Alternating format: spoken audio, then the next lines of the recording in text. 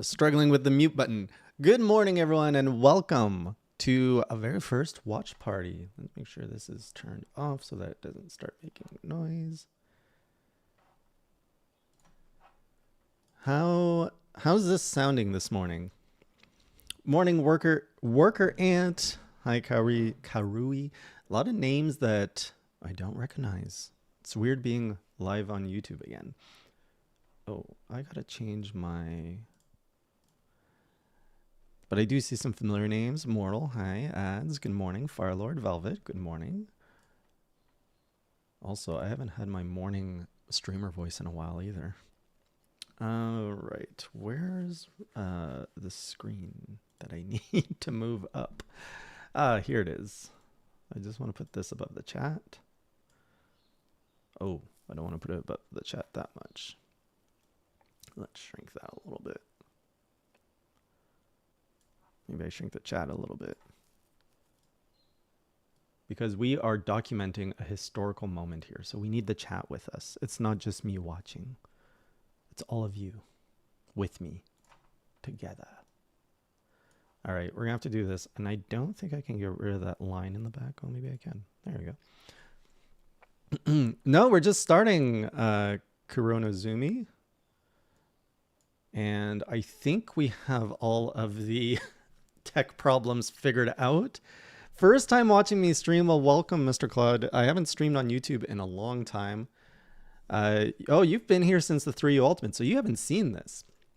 So this is actually quite interesting because these supercuts exist in a playlist. I don't know if you guys are aware. Every time I finish a journal series, I supercut it, and then it's posted for anyone who just wants to watch it all at once. I never review this before it goes live. I always just trust my editor to know what he's doing. And I know for a fact our Monster Hunter 3U supercut is broken. We just never gone around to fixing it. I started reacting to these first Monster Hunter journals about a year ago, and I think I made it 2 or 3 episodes in, but I've never watched the whole thing. And so I really don't remember. This is 3 hours long. I do remember Iceborne, the Iceborne journal series, being my favorite. I think that was like my peak where I really was falling into the series. And even the editing and the journal style was just really fun for me in Iceborne. What I don't like about World is that it's my journal series and my journal style is exceptionally vanilla. I didn't know what the format of a journal would be yet. I was doing all of the editing, so there wasn't as many jokes pulled in.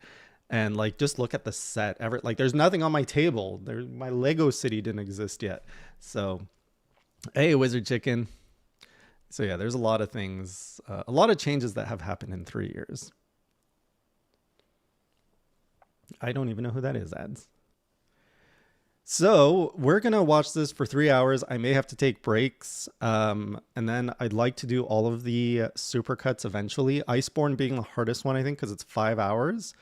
And we'll see how it goes. But this one here we can do all in one go. So with that, are you guys ready to start?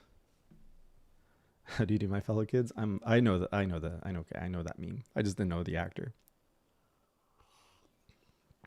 All right, I will be pausing all the way through and making commentary. This is going to be like, for those of you who remember what DVDs are, this is going to be like a director's cut where we comment as we go. All right, let's do this. Also, just want to point out, I'm like 20 pounds lighter 3 years ago. So if one thing I can say is Monster Hunter causes weight gain. Well, you guys have done it. This is turning into a Monster Hunter channel. Frick, I'm going to have to turn this mug into a Monster Hunter mug, aren't I? Oh, that's cute. Just want to make sure, is the audio okay?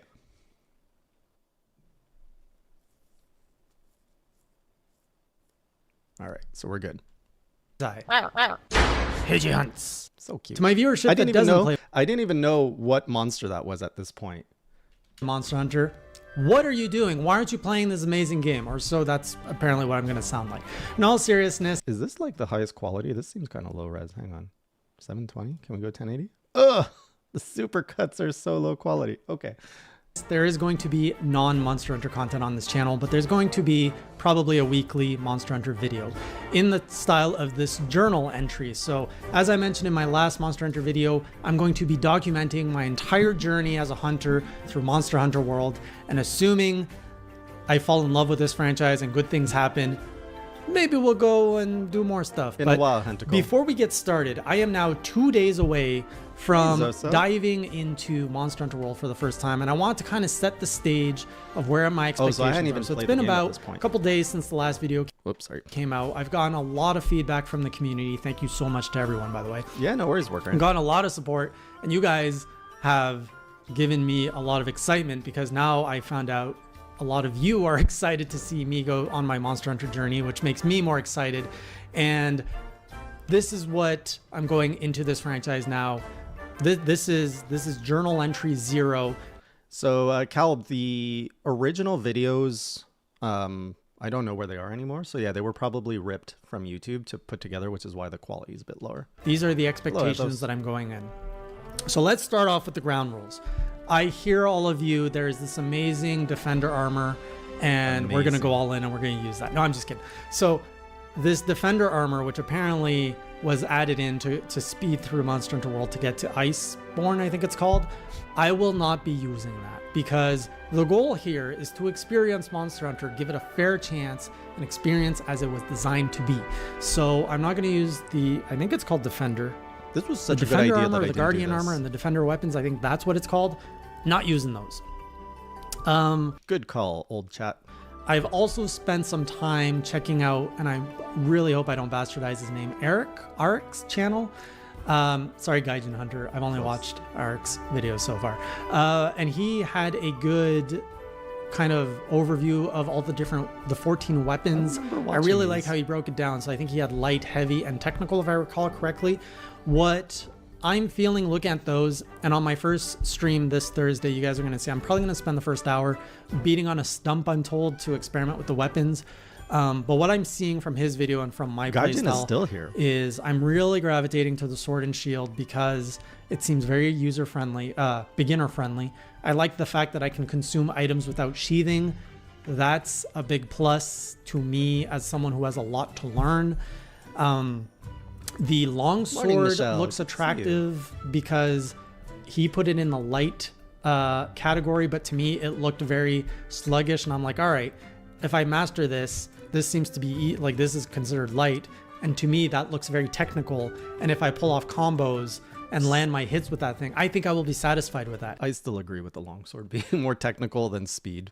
So I might try longsword for a bit, experiment, and in the heavy, I really don't think I want to touch heavy weapons, just because one of my big complaints from the whole thing that launched me on this Monster Hunter journey was that the game felt sluggish. So I'm not going to go out of my way to make it even more sluggish with heavy weapons.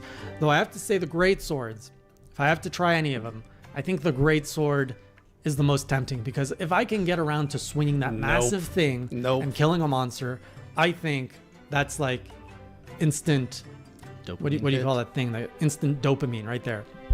And then there's the technical weapons, which look really cool, which I understand I think are Ark's favorite. Oh, I totally was Tentacle. When I shot this, I was, I think, 13, 14, and now I'm like 17, 18, so it checks out. Weapons, but those look so unappealing to me as a noob. Like there's some crazy stuff going on there, like the insect glaive, the one that turns into an axe and stuff.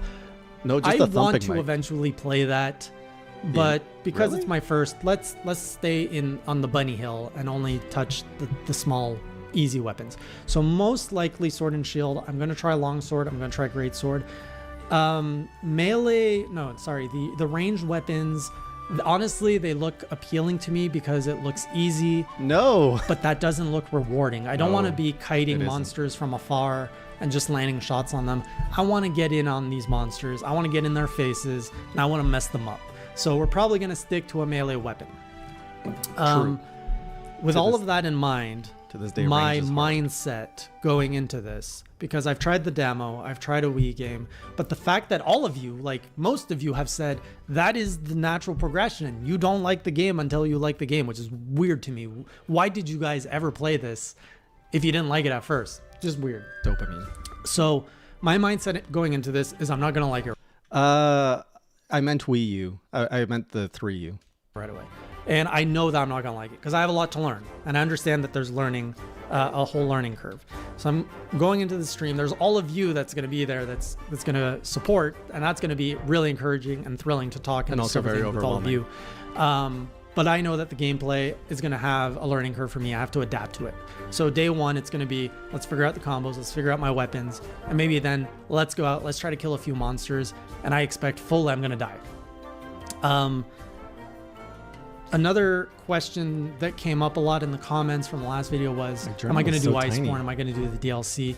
And just because I am so green to this franchise, I'm only going to commit to Monster Hunter World and getting to rolling the credits. I was so scared My of not hope liking it. is that I will have a change of heart and that I will actually enjoy this series because I see all of you loving it. I'm like, I want to love that too. I want to love it like that. I want to love that just like that. So assuming It happened. we have a good successful arc, I will probably go into the additionally whatever the post-game stuff, and I will probably want to get Iceborne, and I will probably get into Monster Hunter Rise. And this is how you guys take over my life, let's be honest. Also true. Another question is another thing that came up is people said if you only play 4 hours a week, you're not going to get good. Like, it's going to take you forever. You're not going to get into it. Well, and I hear you. I've played Hollow Knight, and I remember I was playing it once a week to platinum grind, and I would forget a lot of like the mechanics to fight a boss 1 week later. I only wanted to commit to once a week because I'm going into so much unknown. If this is really developing into something good, I might increase the streams to twice a week to maybe even 3 times a week. Whoa, 3 So that's on the table, and that could happen. It happened. Another question that came up is I know a lot of you are on the other side of the world, and Wait, I beat the boss with the Jagger. Yo, Michelle, thank you. Welcome to Sup, Jay. Schedule from 8 p.m. to 12 or 11 to 12. So from 8 p.m. and I'm only doing 3 to 4 hours. That might not work. I will be downloading and uploading all of the streams to this YouTube channel as an unlisted video. There will be links probably in all of these journals to get you to that playlist if you're interested in watching when you're actually awake and not asleep. Also, the video on demand is also, the VODs are available on Twitch if you ever want to watch them there. But after that 30-day period, they're gone. So now they're going to be held here on YouTube if you guys care to watch that. Baby J learning the Twitch Another game. question that came up is what platform am I playing this on? Easy. So I'll be playing this on Steam, and I will be playing on a controller because I'm not a big fan of mouse and keyboard. I can't imagine how to play and this I just love the feeling of a controller, so we're going to be playing with an Xbox Elite controller. And other questions were a lot of you asking if you could help me out and if you could join me on this journey, like actually play with me in the game. You guys are right here. I don't know how this game works. You're joining so I can't the Watchparty. answer that, and it seems like there might be quite a few of you. Short answer is yes, I am open to playing with all of you. However, we can organize that, and if you guys have ideas on how to organize that, please let me know. But also on the flip side, I do not want to be carried. So if we do end up playing together, just don't come in with some OP armor and weapons and carry me through the game, because the goal here is to really experience the whole thing. And so whatever makes sense for that to play together and still get the Monster Hunter early multiplayer experience, streams. They were chaotic. That's all good. Now, I ran out of notes and there was still something I want to cover. Oh, the production. So another thing is... Oh, I was proud of this. This entire thing, I like to kind of theme my streams and stuff, and I have a little bit of a production background. So I want to see like how can we do some more fun stuff with this journey. So one thing I'm going to be adding to the stream is we're going to have some counters. Actually, I don't think hang on, did I have the notes up? I do have the notes up. So a few things just for fun. We're going to count how many monsters I've slayed throughout. This was a whole step up in anything I had ever streamed. Remember, before this point, I was only streaming Animal Crossing and the occasional 2D platformer or Metroidvania. So this was like a big step up for me in terms of how to present myself on stream. Throughout this journey, we're only counting the big monsters, the and stuff. not the thank you, Velvet. Not the garbage stuff. We're gonna be. I gotta get you guys some emotes on this place. Counting how many monsters captured, and this was all recommended to me by the community. We're gonna be counting how many failed quests I have. That's gonna be a high count. We're gonna be counting how many times I've forgotten to eat. Apparently, eating is important in this game. I don't know. Happens. How many times I've fainted, and apparently the handler is really cringy or something. Nope. So I think we're counting how many cringe moments the handler has. So all these things we're gonna. I like how that lasted maybe 2 streams and then it turned into a cringe counter for me. Be counting. That's just gonna be another element of fun. I've gotten some really unique emotes for. Oh, they still weren't colored in the very first emotes. Also, I did not know who the freaking unicorn was or who the dodo thing was.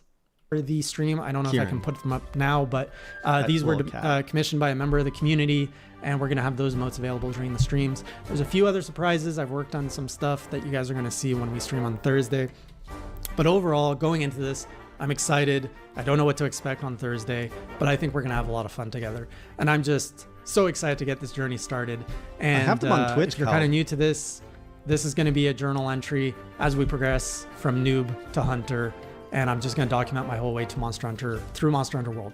And if you don't care about any of that, I'm still going to be reviewing non-Monster Hunter stuff on this channel. So welcome along for the ride. That's glad to have you all here. We're off to a great start in 2021, and I think we're gonna have a lot of fun. Oh, so I I'll gotta see fix you that, Cal. Thursday night, 8 p.m. on twitch.tv/HeyJOfficial. And until then, keep it classy. There we go. Journal 0 done. Oh, the Lesson number number 1. Cut it. Don't kick the yellow toad. What is this thing? This thing's cute. There we go. Now we're getting into the meat. Can I of kill it? things. Paratoad. Well, that doesn't look good. Oh no! HeyJ Hunts. And so it Welcome began. back to another Monster Hunter journal where I document my entire journey, playthrough through Monster Hunter World. If you're here for the ride and you're going to follow along, be sure to subscribe, hit those notifications, because I'm dropping these videos pretty much whenever I make progress in this series, whether it is during a stream or Also during short my own heritage. research. So last night we kicked off my Monster Hunter World journey, and I'm just blown away. Oh, right. I had recorded this right after, like almost, I slept and then I recorded. So I was on the high of this. About what happened. I'm recording this within 24 hours of that stream happening. My usual streams are 5 to 10 viewers. I was expecting maybe 50 to 100, considering the last few Monster Hunter videos have been getting some attention. There were 600 of you mad lads watching this idiot pretty much figure out how to play Monster Hunter World. 600 of you. And so the stream after it went up to 700. It was just insane. And now I try to keep these journals / diaries short. I try to keep them to 10 minutes. I doubt that's going to happen today, because I just drank out of the fire hose so much information. Not only was there Monster Hunter World that was throwing everything at me, I had 600 amazing people throwing, and some of you trolls, but good trolls. I like that kind of trolling. Just sending me info. And then there was the whole Twitch thing. I've never had to deal with a massive Twitch channel thing like that. So just a quick shout out to all my mods who were all this in the energy channel, for a great helping me Jackers. figure out what was going on, getting community feedback, and making sure that we have a better stream next time. So let's get started. I got my notes. I just have to say, yeah, we had 600 viewers. We had so much crazy stuff in the chat. I know there was a few bugs with some of the mechanics, the alerts. I'm gonna fix all that. I missed I didn't even know what a fast-paced hype editing. train was. We hit level 5 hype train on Twitch. What is that? How you even start a hype train? I don't know, but we went to level 5. I think that's good.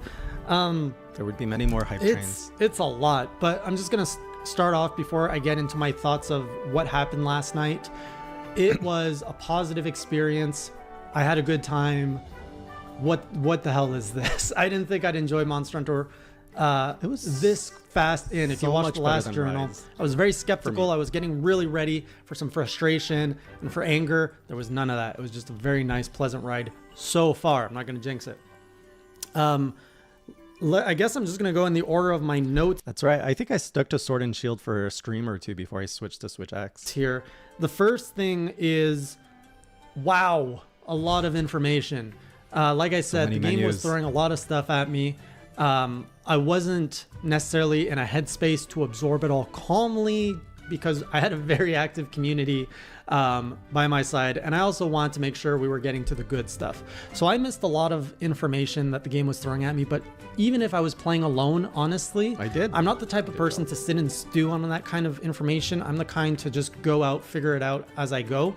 If I was playing this alone, it would have been very intimidating, and I would have ignored a lot of it anyways. So the fact that I had a community that kept reiterating kind of the important parts, saying, hey, go to options, change this, it's going to make your life easier. So like I was suggested to change the thing where I can always see my health bar at all times, removing that dynamic thing where it disappears. That's a good change. Being able to see my silhouette behind a monster, those are good changes. So I think all of the important stuff was communicated to me by the community. I gotta say, my first stream layout, and this is the first time I really like focused on a stream layout with the whole like sword clashing for the alert.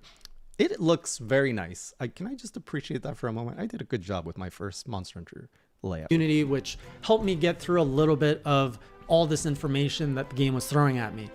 There's still a lot in there that I don't know. There's a lot of resource stuff, but I read all your comments on this channel. I try to follow along in Discord, which that also blew up.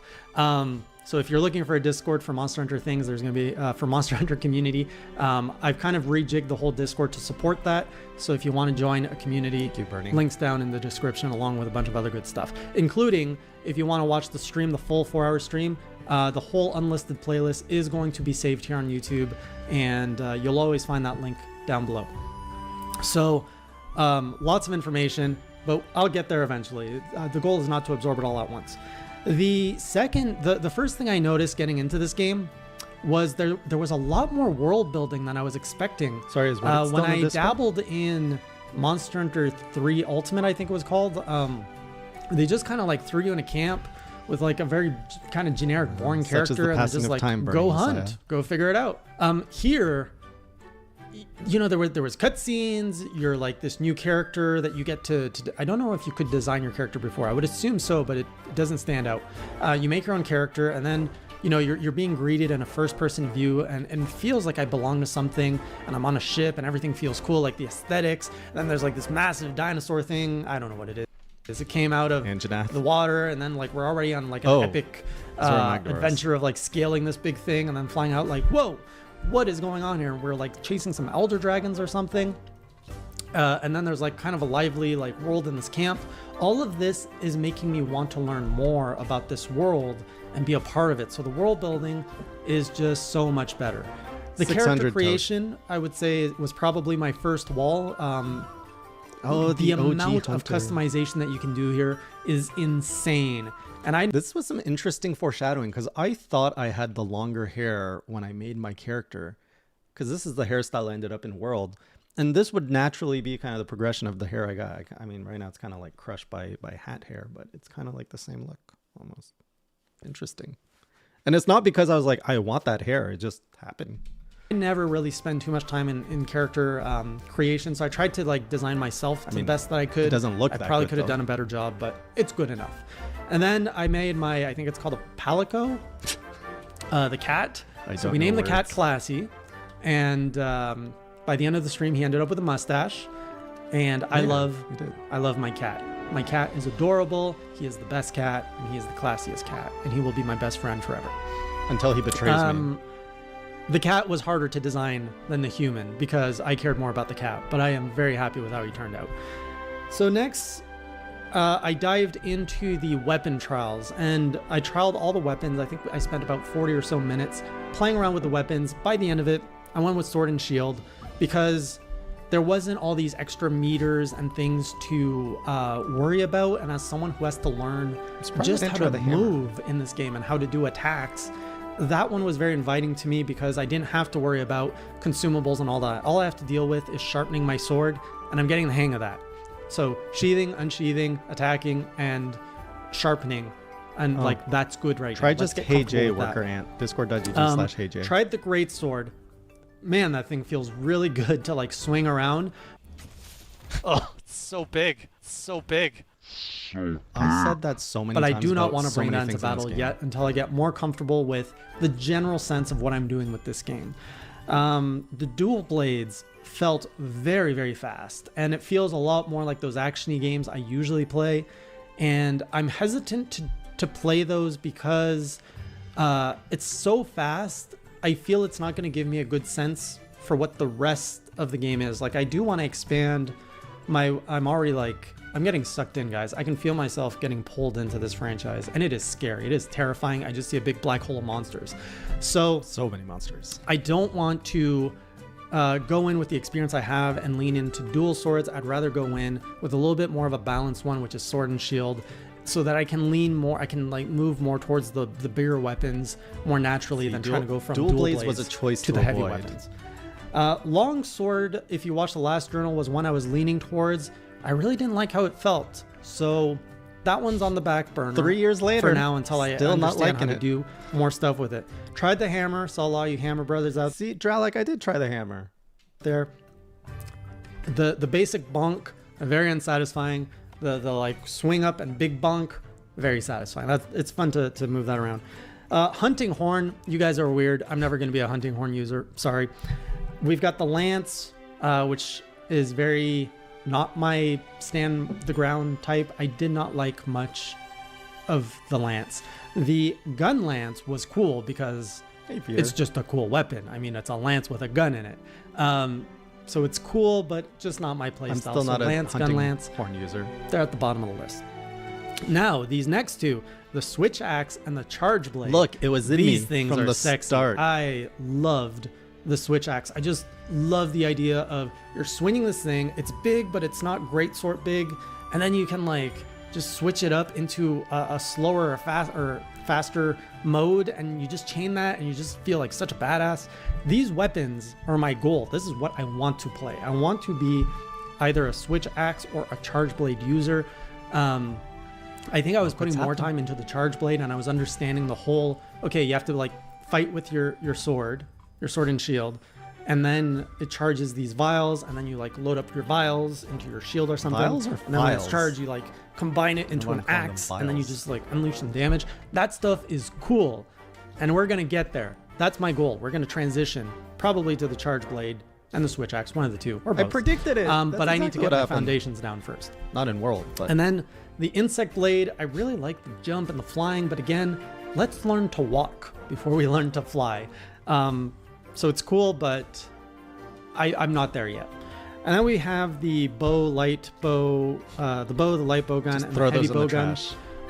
I knew I didn't really want to do range. The range felt good in training, but it feels more like a shooting, like it felt like a third-person shooter in some senses, and I'm not here for that experience. Like I said, I Oh, that's why I try to pause the video when I talk. Is this better for audio balance? want to get up in their faces. I want to slash them up. We're going to stick with the melees. So right now, I'm just working on learning the combos of sword and shield, and then I want to eventually graduate to switch axe, charge blade, and then we'll see. We'll see what I'm like after that. So after that, we went to the hunts, and I managed to hunt three monsters yesterday. So I did the Great Jagras, I did the Kula Yaku, and we did Anjanath. I think that's how you Wait, what? I do not remember calling him that. pronounce it for funsies. Yeah, Anjanath? he described me. So Great Jagras was a very nice, friendly, How did you guys put up with me? like noob monster. Basically, he gets fat, he charges at you, you roll out of the way, you wail on him, he charges at. It's just really dodge the charge and wail on him. That's what I'm most excited about with these, is seeing how I used to call things. It was very satisfying, and I have to say, like in general, fighting the monster is, I think we all agree what the best part is. Like that is exciting, and when like the monster is dead, I was actually, when I was in bed last night, I'm like, I wish I had more monsters to fight. Like that is the meat and potatoes of this game, was just being in there and wailing on these monsters. But not, yeah, so the Great Jagras, we killed him, and then I got to make my own armor out of his skin, and that felt good. And I guess people were calling me like a fashion hunter. I don't care. I want to look good. I'm not I am not a fashion hunter. gonna like max and min my stats. I've never been that kind of player. I want to look good and look like a badass. That's what I'm doing. By the time we got to the Kula Yaku, which is like a raptor thing that really likes his pot, I was really trying to figure out how to do combos, and I think I pulled off a really good one with the sword and shield. So with the first boss, it was mostly just hack slash, but then the community was telling me, okay, now you want to do like YY back B, which gives you that charge that you can then jump into the monster, and then it launches you into the air, and then you can like either bash with your shield or your sword down onto the monster. And I even got like on top of it, and I was riding it, and I was like hitting in the head. I'm like, oh, it's only doing like 1 damage. But then like I found out I could jump to the back, and I can like stab it in the side, and that was doing a lot more damage. That was exciting. I think everyone was pretty excited to see that. So I disagree. Booja Booja Boo is not fashionable. now that I'm like, okay, we've got basic hack and slash. Now I can jump. I want to know like, okay, what's next?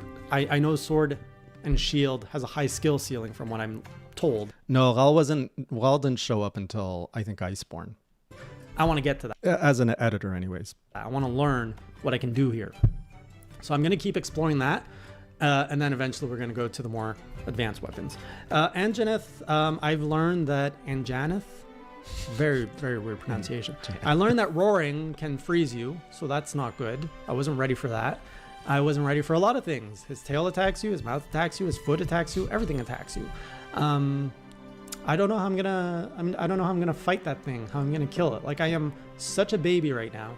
It's hard to imagine how I'm going to. It won't be hard to see where he appears. The editing goes night and day when he shows up. And it's funny because I remember when I hired him, he told me, okay, I'm going to try to match your editing style. I'm like, no, do your own thing. And I think he was always trying to match my editing style, and he just eventually went off the rails. Close that skill gap to be able to take down that monster.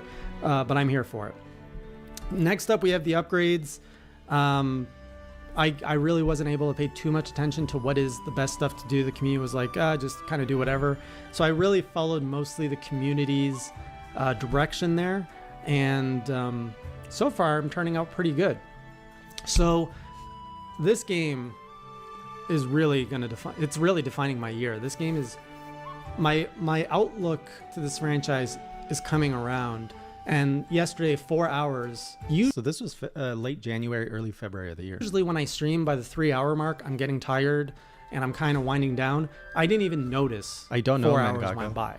And this is like looking at a game, looking at a Twitch chat, and like just absorbing all that. I was blown away that 4 hours just went by like that. I was blown away. I was having so much fun. And it's a beautiful world. The music is so damn good in this franchise, in this game. I can't say franchise because I haven't played the other games. And I'm leaning, so some of you were saying, am I going to get into Iceborne? I mean, I'm only 2 monsters in.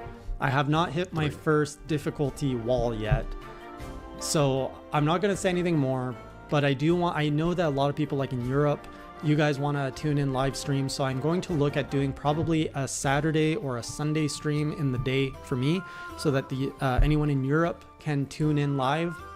Like We're going to do that probably in a week from now. So the next in a week from now. I literally did the day after I shot this. stream is going to be next Thursday. Like I said, I'm going to try to make more streams now that I know I am enjoying it. It's not a punishment. And I have to figure out my schedule, so I can't commit to anything more than that for now. And yeah, let's just get to the credits and we'll see how it goes. But that's where I stand after day 1 in Monster Hunter, after 4 hours. What a shift it's been already. And there's so much more to look forward to. So if you're coming along for the journey, I mean, this is a community effort. This is not just one guy figuring out how to play it. This is one guy taking in a lot of information from a community and trying to put it into practice. So I welcome you to join either of these journals on a week-to-week basis, join me in the stream, or come into our Discord, meet other hunters, and let's just make an awesome community, have fun with this. And if you've made it this far and you've only been here for Monster Hunter, I'm also doing other things on this channel. I've done a whole Castlevania journey, which Me trying to plug my other content. Please watch my other stuff. welcome you to join. And I'm actually getting close to finishing up the whole Castlevania franchise journey. So that's ending this year. 2 years later. And then we're going to do other journeys as well. It was not And I ended do that other year. game reviews and demo reviews. So check that out. Otherwise, I'll see you on the next Monster Hunter Journal. Also, if you want to watch the whole stream, and you don't want to use Twitch or whatever, it's gone on Twitch by the time you see this. Description below, you will find all of the. I remember I was playing Castlevania at the same time as this, and I would play Castlevania on Tuesdays, and I would get about 25 viewers, and I would play Monster Hunter, and I would get 300 viewers. So it was very discouraging to play that game at that time. Monster Hunter world playthroughs in an unlisted playlist that you can watch and share and do whatever you want with it. Otherwise, I'll see you on the next Monster Hunter Journal, and until then, keep it classy. Ladies and gentlemen, we got him. Smug toad. Thought you had a good electrifying me. Oh, here we go. Okay, go. I love Look these at that toads. face. You're coming home with me. And you know what? I'm not a cruel person. We're gonna get him a friend. Poor friend. Whoop! Pidgey hunts. I killed his friend. Welcome back to another Monster Hunter Journal. I have a confession to make. I know I said I wouldn't stream until Thursday again, but the itch got me, and I was like, I'm just gonna load up the game and just go through the menus. And while I'm doing this, I might as well stream it. And so this was on Saturday, and this was entirely just a stream about me going through menus. You're watching a This was the wildest stream. I did nothing, and there was 300 people watching with excitement. man just go through menus. And you guys were excited for that. There was a lot of people that showed up. I know not as many as last Thursday because it was unscheduled, but a lot of people showed up and a lot of people were excited for menus. You guys just keep blowing my mind all the time. This community is just incredible so far. I'm having a good time. I hope you guys are having a good time too. So I really didn't think a little stream to kind of get myself familiar with. Also, I just want to point out there's actually a backstory, like a hidden story with my hair, because I didn't cut it, I think, until Elatreon. And so for the next 6 months, you just see my hair and my facial hair eventually kick in as like the difficulty spikes up until Elatreon, and then I get a haircut. With everything that was thrown at me on Thursday would actually warrant another journal entry. But turns out I learned a lot, and there was a lot that happened that didn't progress the story at all. It just progressed my understanding of this series, which warrants another journal. So here we are. So Hello, Bob. as I mentioned in my last journal, on my first stream, between the Twitch chat and the game, there was a lot to process. And I just want to go back and just like move around the world, just get a sense of where everything is in the hub world, specifically in the village, whatever it's called, and then just look at the menus, just like sit there, look at them and understand where everything is so that everything could be a little bit more intuitive. Oh, and look, Classy's mustache on the left. When I'm actually doing the Thursday streams and progressing. So the first thing I learned, I went back to Poogie and, you know, I got that down. Now I know how to pet Poogie, the exclamation mark goes up. But I also learned there was all these other things that you could do with Poogie that I hadn't realized.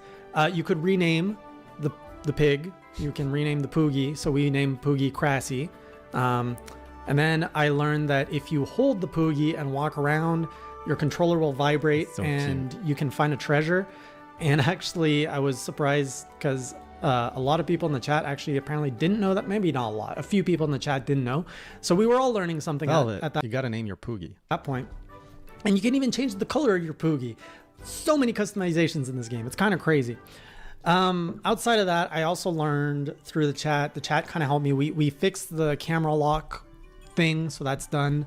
I learned to manage my item pouch. So I actually opened the item pouch and I was like, all right, people are like, you got to clean this out. So we got rid of all the ammo. I know I don't need to. We got rid of all the mushrooms, the files, everything I don't need. Oh my God. This was so confusing as a first timer to see like you have a menu here, you have a menu here, you have all these items that I don't know what any of them do. This is like info overload right here. We sent that to the box and we had a nice organized pouch. So this is something I really appreciate having, and I know how to manage my inventory a little bit better before future hunts. The next thing I learned was I opened up the hunter's notes, and this was really cool. I really love this aspect because I learned that the more I'm in the world, like picking up drool and poo and footprints. Whoa, what was that? And then you talk to this old dude, he fills up your journal and gives you tips, and it actually like, hang on, those are alerts off Twitch. I gotta turn those off. This is actually a mechanic I really missed in Rise, and I'm really hoping that it comes back in Wilds. And I don't remember if it was confirmed or not. I still like to go back to World, and like the itch pulls me of like, oh, you didn't finish all your research levels on all your monsters. This is an aspect, like if there was no other Monster Hunter games for me to play, I would just be diving into World and just filling up my book. This was one of my favorite aspects of the game. No, in Rise, you couldn't. Oh, okay. The information may have been better, but you couldn't level up your notes, if I remember, from just picking up stuff. That's what I liked. I liked picking up things in the level that would then upgrade my book. like, I know you guys all know this, but I'm just sharing what I'm learning. It tells you how to like attack the monster. The more you research the monster in the world, the more you have notes on how to defeat it. They'll say like, this is weak. This is a vulnerable point. It's weak to this element. And I never looked at the book ever to understand how to fight my monsters. I just realized. This is where you harvest all the different items. So like that, first of all, I love it. I love collecting things to unlock things. Oh no, I'm using the word love and Monster Hunter together. It's happening. It's just, I want to fill up this book. I want to unlock everything. So we're going to collect all the poo, all the snot, all the gross bits, and we're going to learn everything we can about these monsters. So I learned that. I really love that. And now I know that when I come back from my hunts, I go talk to the old man in case I learn stuff. The hub town, I actually got a sense of where everything is. Also, fun fact. So here at Studio 1, I have the mic that always tries to escape my grasp. And at Studio 2, I still use the mic that you see on screen.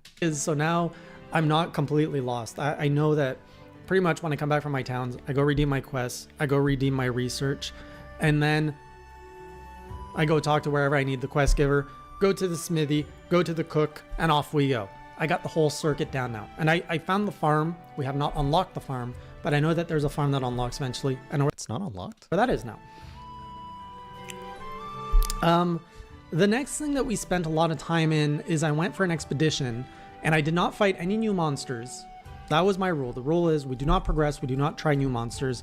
So I went as an expedition just to kind of explore the first area that I was in, get a sense of how do I get around this forest, what is everything that I'm picking up, and of course, getting a revenge on that smug boy, the yellow toad. I thought I was So going to say Anjanath with such confidence. I was collecting pets. I was shooting down mosquitoes.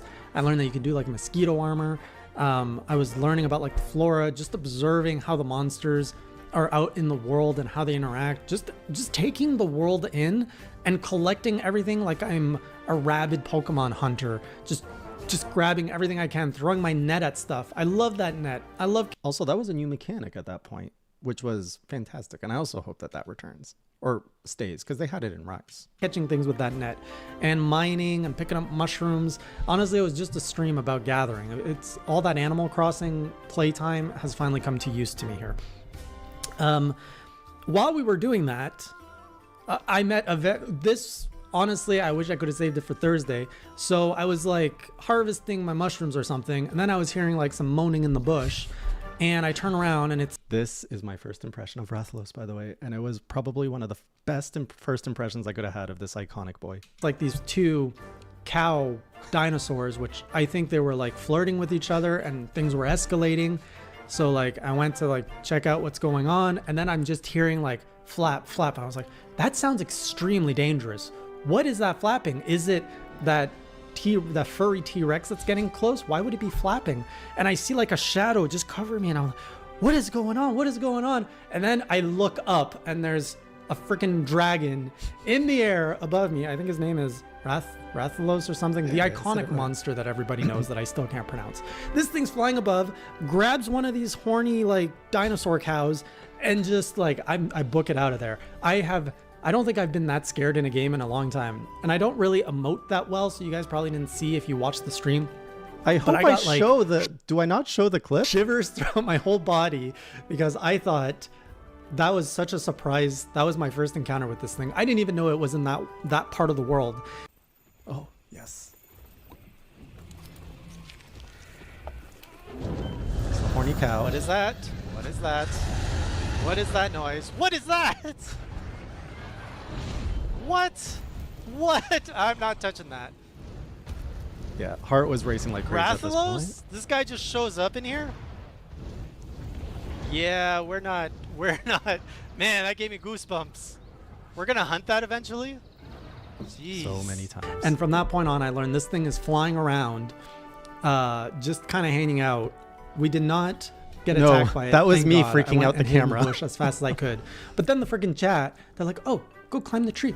Just go climb the tree. There's something nice out there." Of course, like, doubt, suspicion. Chat was very sus at this point. Can he attack me or does he just chill? But I climbed the tree and I found out Rathalos' nest is up there. These guys led me right to the nest. I picked up an egg. I broke the egg. Luckily, Rathalos left the map before any damage could be done. But trolley chat, I got my eye on you. I know what you guys are up to. We also got to play. I discovered there was a guild card. So in the menus, I saw the guild card, customized that, had fun doing that. So many options in there. I learned about the research points and how you can collect those by doing the quest, the investigation, the bounties. So I got more of a sense of what to do there, and I'm just loading up on that. So with that in mind, should I do that? No, we got a few more things. Went through the armor, finally like understood what the armors are the different sets, how to build out your skill tree, how you can go back in the skill tree, and then you. So I'm really excited for the journal after this because I've already reacted to both these journals a year ago, like the ones, all the 3 that we've seen. After this, it's blue skies. It's all new stuff that I haven't seen in 3 years. Can like branch off into other things, like my bone armor can go into the Great Jagras and so on. All of it was very helpful so that I'm not so clueless the next time I go into a stream to try to progress and advance. And I think this one, some of you are going to be like, oh, why'd you do this on a weekend stream? But I tried out the switch axe because I was like, let's see if I can take down the Great Jagras or a Great Jagras with the switch axe. Turns out the switch axe was a lot easier to play with than I thought. So now I'm not sure if I'm going to keep going switch axe or if I'm going to go sword and shield.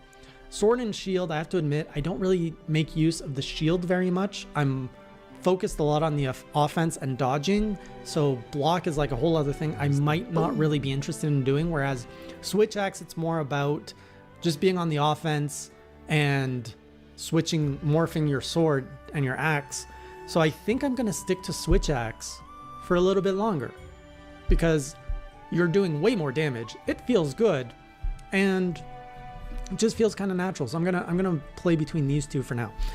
And that's pretty much everything that happened in that stream. So if you want to watch it, I always upload it here on YouTube. So it's in the unlisted playlist, which I link in the description below.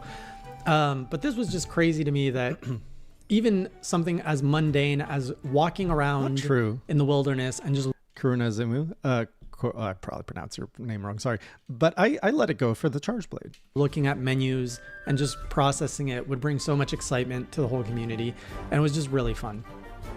Going forward, this made me realize, understanding this part of the game, I think on Thursdays, what we're going to do, Thursdays, 8 p.m. Eastern time, I'm still going to do progression. We're going to try to get to the next monster, kill the next monster, move the story forward. Those are going to be the Thursday streams. Nothing changes there. What I'm going to do is I'm going to add, now that I've looked at my schedule, they're going to be spontaneous streams on Saturdays or Sundays. Now there were 2. They're going to be in my afternoon as early as maybe 10 a.m., even in my mornings, Eastern time. And this is going to be really for the weekend crew, the European audience, anyone who can't catch me on Thursday. And the only thing we're going to do on weekend streams is just grind. I'm going to fight enemies I've already fought before. I'm going to go out and harvest things. Eventually, as I get more comfortable, I'm going to be doing community hangouts. Okay, like we're going to play as a community on weekends. And that's what we're going to do until I figure out my schedule some more. So Thursdays are progression streams. Whereas Saturday, Sunday are going to be just general streams, and those don't have a time. So just put your alerts on Twitch, I guess, to be notified if you want to check those out. Otherwise, Grinded a little. This game keeps pulling me in. I mean, at this point, I don't think I can even fake disliking it or not being interested. You guys are seeing what's happening. We can't deny it anymore. It's fun. I can't wait till I can take on Rathlos. That's what's happening. See what that's like. I'm scared shitless to take him on right now. That's not gonna happen. He's scared. He legit scared me. I got scared in a video game. Or they're following that on Twitch. Hasn't happened, I think, ever. So that happened. Last time was maybe in Hollow Knight when I got into the deepness. Yes, Hollow Knight deepness, but Rathlos scarier. All right, so yeah, if you want to check all of that, description below. Join the Discord if you haven't already. We got a cool community there. Otherwise, I'll see you on Thursday, 8 p.m. Twitch.tv. Oh, you guys have found the button. Yeah, I'm streaming on YouTube, but my Twitch alerts are still baked into my broadcast software. And so that's why you're hearing the audio. Because, oh, I thought I turned this off. What the heck? Okay, now, wait. Now it should be off.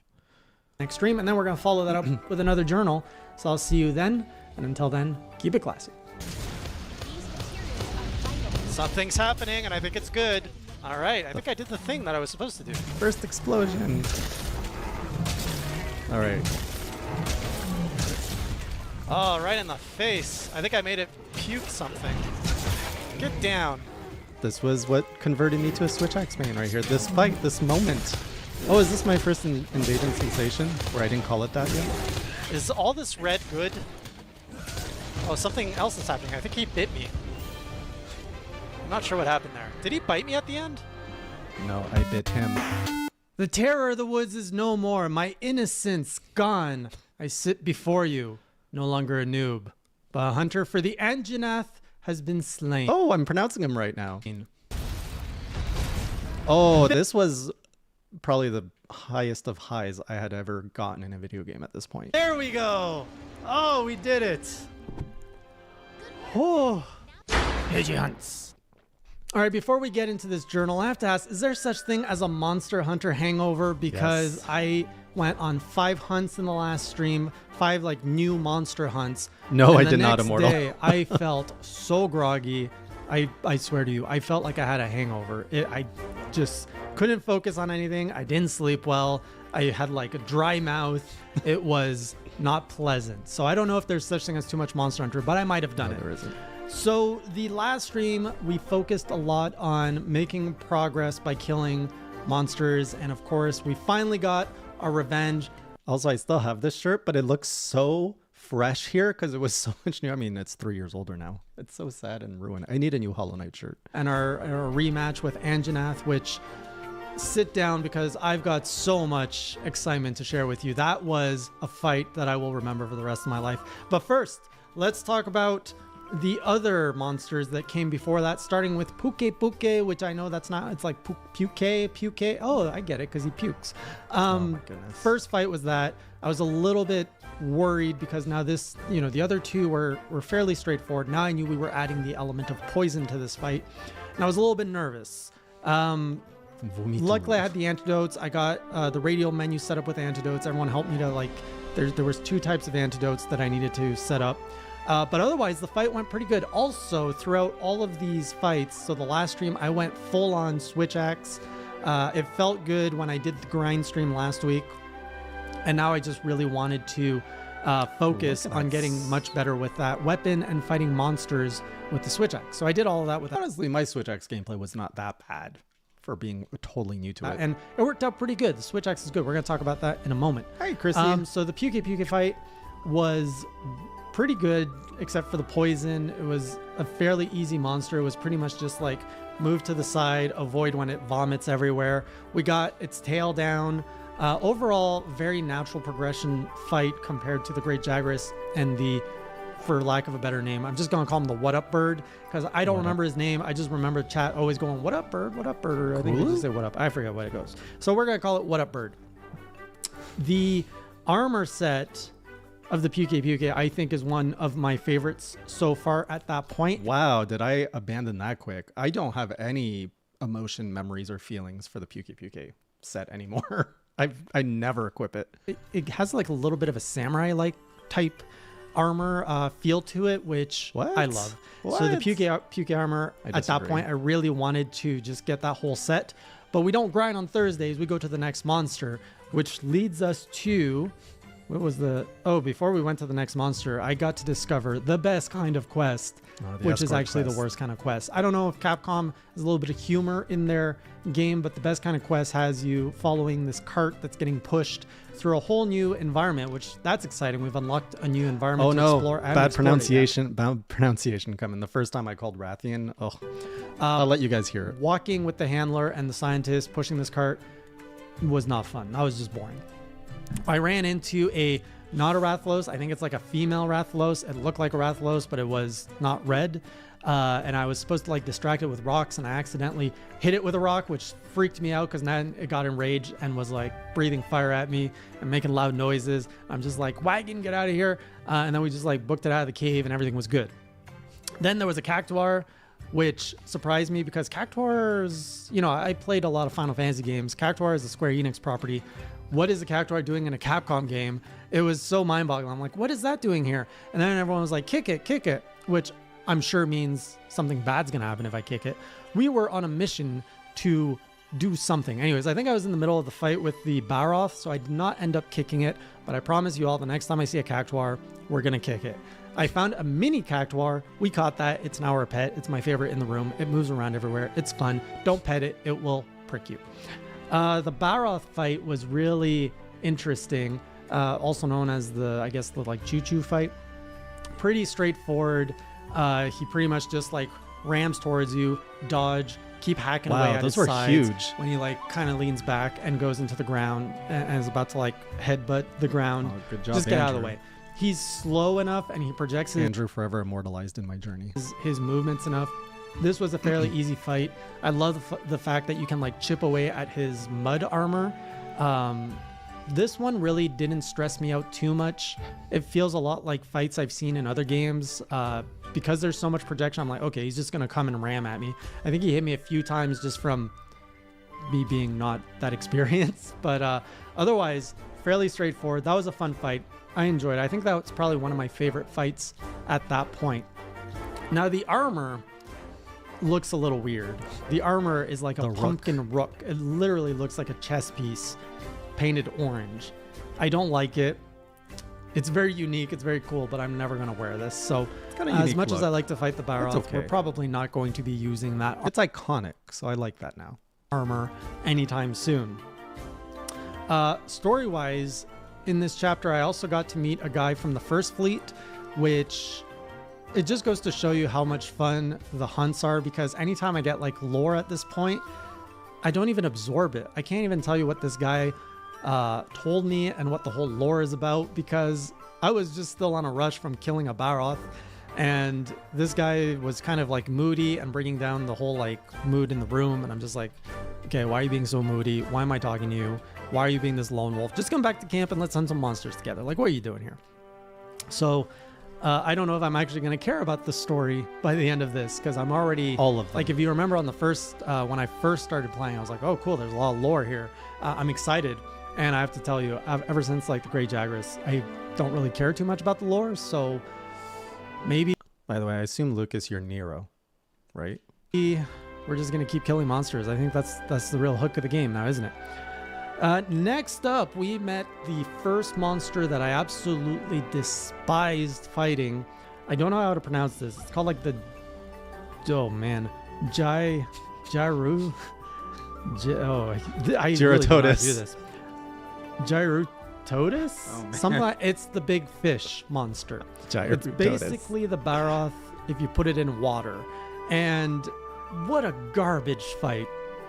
I really don't like it, because you're like slothing through mud. It's swimming around. It's jumping out at you. It has that whole mud mechanic where you can like break parts off the mud armor off of it.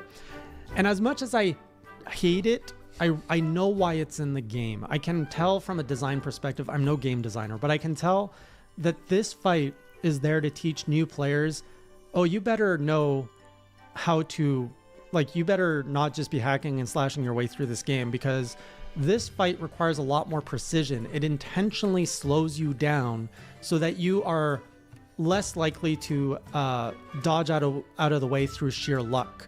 And so by the way, I don't think I expressed it properly, but I was referring to the arena, which is the mud. And the arena is the first time I felt that it was teaching you about positioning, and that you can't just willy-wally like roll all over the place. You got to be a bit more strategic in your positioning. The fight makes sense in the progression of teaching the player how to play, but it's a really not fun fight because you are just not moving fast. The character is underground most of the time. It's just really not interesting. Anyways, we killed him. And the good side is his armor actually looks pretty cool. It's got... it does look well, cool. You guys are seeing it on screen. It just looks cool. I mean, look at that. I don't have to describe why I think armor looks cool. So as much as I want that armor, I really don't want to fight this guy again. So I don't know if we're going to get this.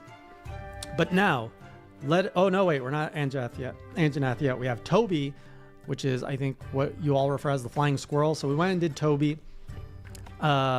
What a beautiful monster. Like, just like a nice white, blue, electrifying monster. And now we went from like really slow fight to really fast fight. And this was hard. He was beautiful. His armor set, let's show up the armor set. The armor set is beautiful. Talking to myself. Like, just fantastic armor. But this fight was quite difficult. It was a lot faster paced than I would have liked. I was playing with the switch axe, which was a lot slower of a weapon. And I got electrocuted enough, so now we're also learning about how to dealing with status effects on us as the player. So I got electrocuted so much. I can't say as a player I walked away from that fight knowing how to avoid being electrocuted. I definitely learned how to use the berries that removes that thing, only to be electrocuted immediately after. So I don't think I grasped what that fight was trying to teach me. I just have to say it's a beautiful monster, a beautiful armor. I'm probably going to have to fight it again simply because there's a lot to learn there that I did not learn on the first time. And it's it's just such a fast-paced fight. I don't know if I want to maybe try doing that again with the sword and shield, which is a little bit faster, and see how it is with a faster weapon. Oh no, here it is. It's happening. I'm now thinking how to approach monsters again with different weapons strategy. That's how you go down the hole. That's how you go down this black hole, because now not only are we looking at killing all the monsters, now we're looking at how to optimize monster killing. Ugh. And yet, All right. it never happened. I never optimized anything. And then the highlight of the stream. So if you were not there, I was about 2.5 hours, 3 hours into the stream. I have to admit, I was actually starting to get tired. We just killed 4 monsters at this point. I'm like, oh, do I like keep playing? Do I do grind streams? That seems really like boring. And the chat, we just started getting like some donations, and the hype train started. I was like, oh no, not another hype train. Are you saying I'm I was evil, just hearing, CTD? like, hype. And I was like, no, we got to do something. We got to like play into this hype train. So I'm like, all right, are we doing Anjanath? Like, are we going back and going to fight this thing that destroyed us last week? And then that got everybody on board the hype train. And we got this hype train to level 5 again. And everyone's like, do it, Anjanath. So I'm like, all right, we're going to go in. We're going to like, the hype train boosts me up. It's like my own hunter buff. I'm like, we're going to go back and we're going to spank this dinosaur. So everyone's like, oh, he's gonna die right away. The other half of the chat was like, okay, you got to get like all these things lined up to be ready. We need like to buff up our armor. We got to get these skills. So I'm like going through the menus. 10 minutes have gone by. My hype levels are dropping. And I was like, screw it. I'm not gonna prepare for this fight. I'm just gonna get drained. We got the hype train. I got the energy. Let's just go in with how we are. Let's see how much I've progressed as a hunter since last week. We're going in. So I went in with my Great Jagras sword and whatever you see in the video that I'm wearing. No research. I'm like, I just know how to move better now. Let's see what happens. We go into the Anjanath fight. This was an intense fight. And in the first opening, like that adrenaline was working so well because I'm just like dodging all his attacks and just like smashing into him, and he's about to like attack me, and I just like wind up the sword and just smack his face, and he falls to the ground, and I'm just whipping him with the sword. It felt like I was masterfully, like it probably looked like garbage, but it felt like I was masterfully fighting it. But I was on edge the whole time. Like I was getting hit and I was like getting back up and then like doing like a last minute dodge and smacking him back down. And the fight was kind of like pretty evenly matched. And the whole chat was like also going crazy that they were tense and stuff. And then it like runs away. All of this just kept escalating and getting crazy and just feeding back into my adrenaline. And then it starts limping. And I'm like, oh my God, we got Anjanath to limp. We're making progress and everyone's going crazy. And then there's a point where like, I knocked it down somehow, and you know the cutscene of that fight shows that you can bring the boulders down and knock them. And I wanted to do that from the beginning. I was like, how do I do that?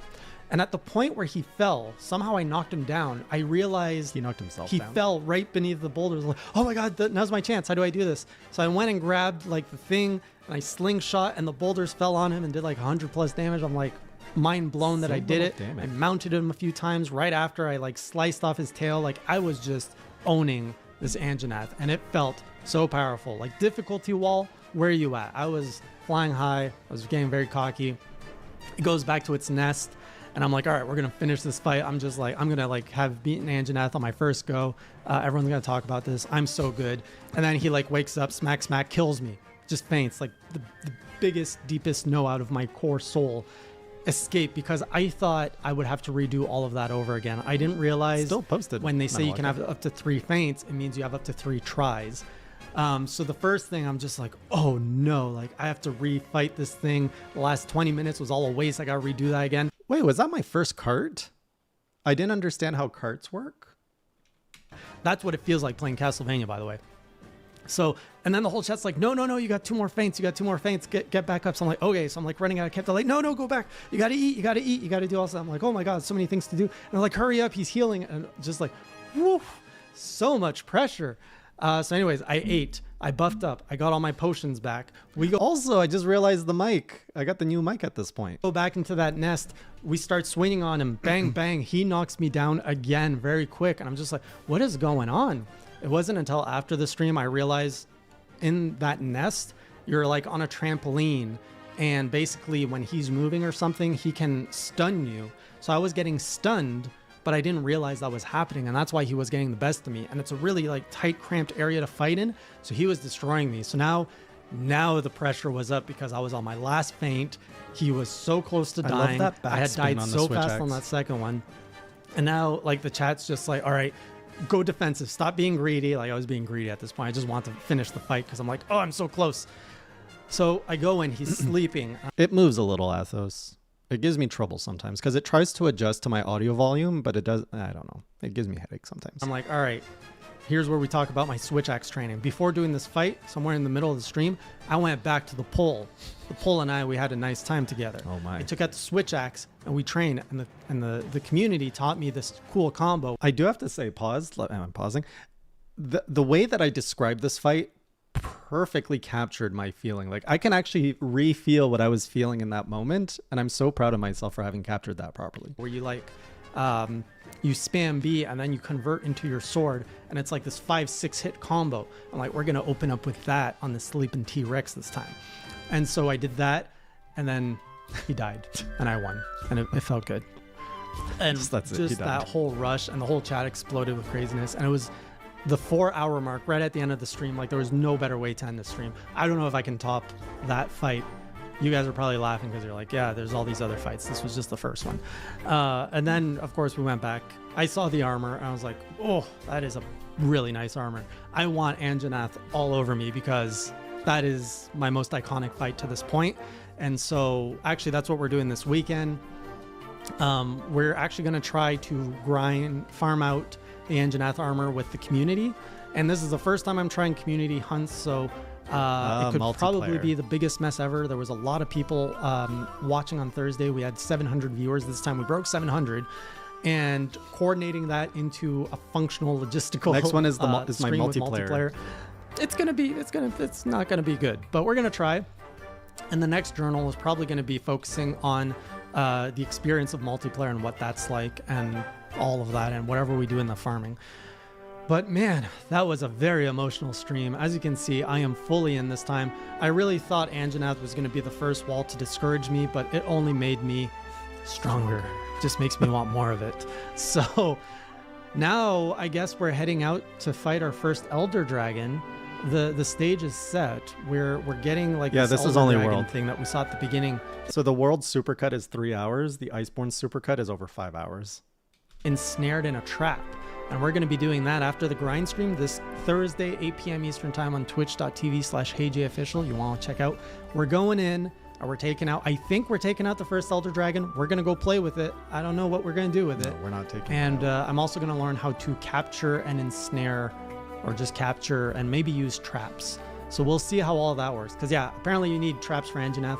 So I will do an Iceborne Supercut watch party, but I can't do it back to back with this. It's too long. So we'll schedule that for another time. Use traps. I just went as a noob and whacked on him.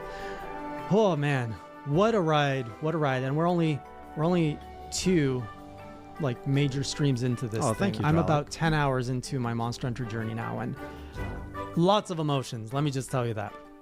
Hopefully I see you on the next one. If you want to watch the whole VOD, as always, it's in the description below. You can watch all of the Twitch streams here on YouTube. They're uploaded as unlisted VODs. You can check those out. And I might do a little quick compilation of the Anjanath fight. I'm looking over it, seeing if it makes sense to do like... So fun fact, there is a compilation of the Anjanath fight on my YouTube channel, and that was the first video my son ever edited. And I think it's also the last video he's ever edited. So I gave him the project. I'm like, have fun with it. And so everything you see, the Anjanath Supercut, is entirely edited by my son. And I think he did a great job with it. A really quick fight for you guys. That might show up here as well. Otherwise, I'll see you on the next Monster Hunter Journal. And until then, keep it classy. And so there I was. 2 almost fully naked buff men standing in These intros were very cringe before Gal took over. front of me, arm wrestling for my honor.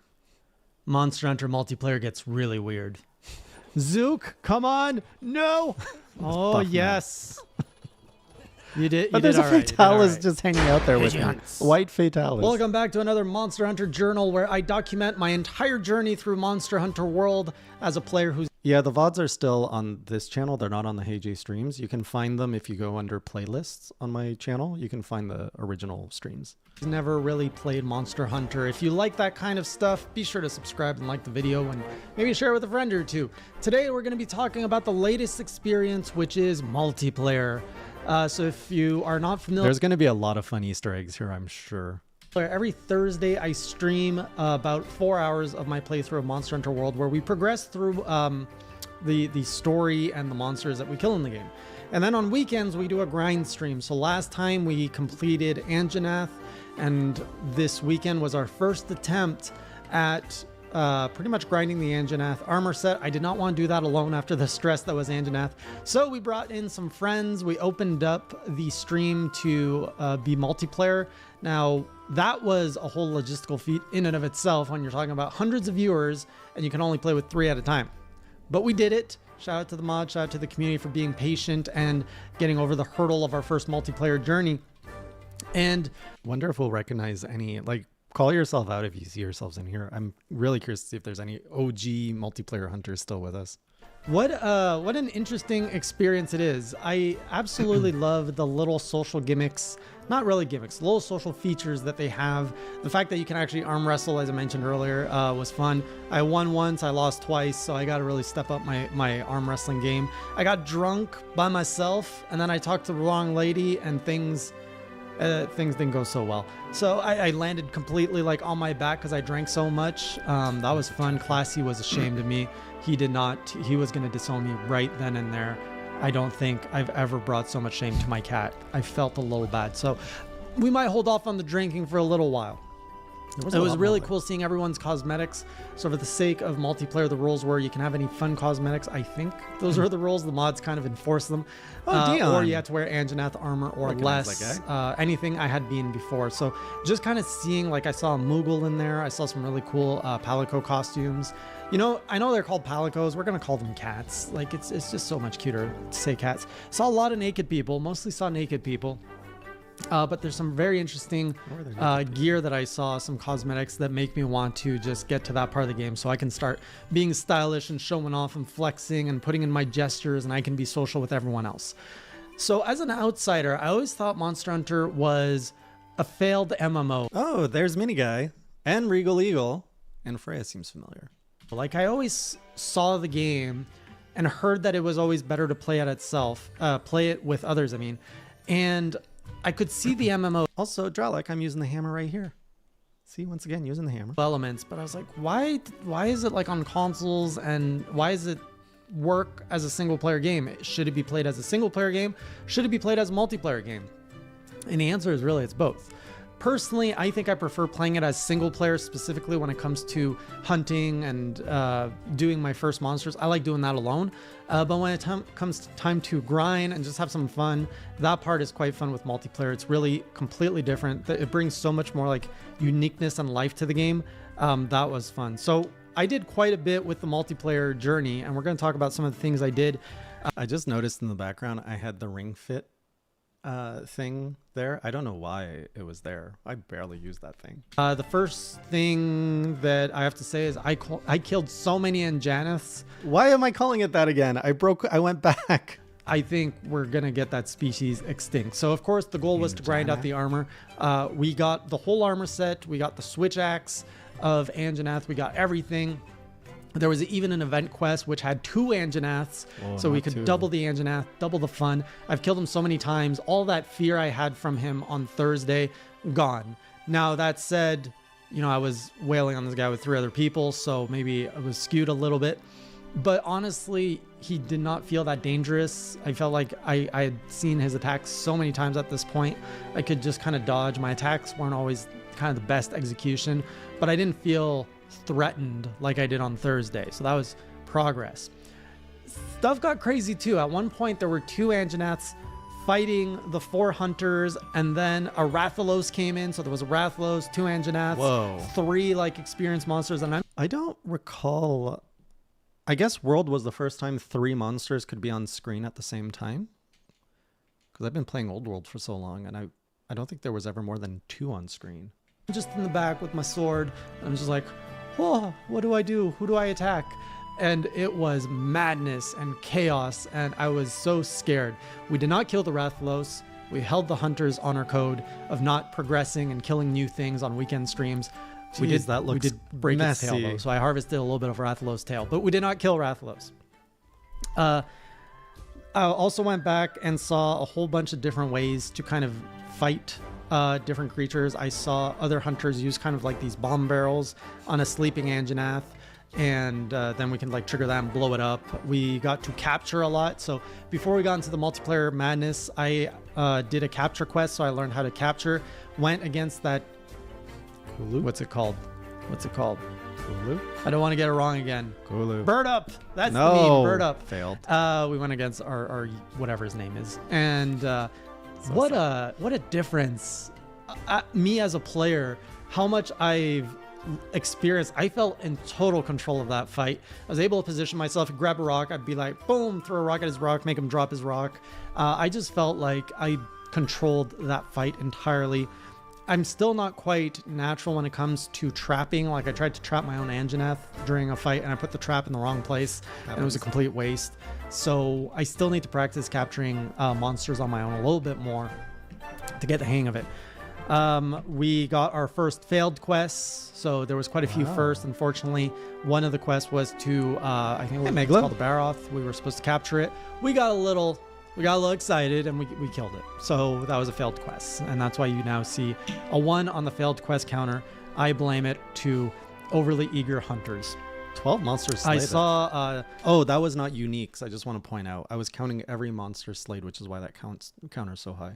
we went back and we fought Toby a few times, and I saw like the hunters were just so coordinated and using like all these sleep bombs, and like I guess this is how you like attack him. So Toby was asleep half the time. It made for a really boring fight, but a very effective fight. I think we killed him in like 3 minutes, and I was like, oh, this is what it looks like when you know what you're doing in this game.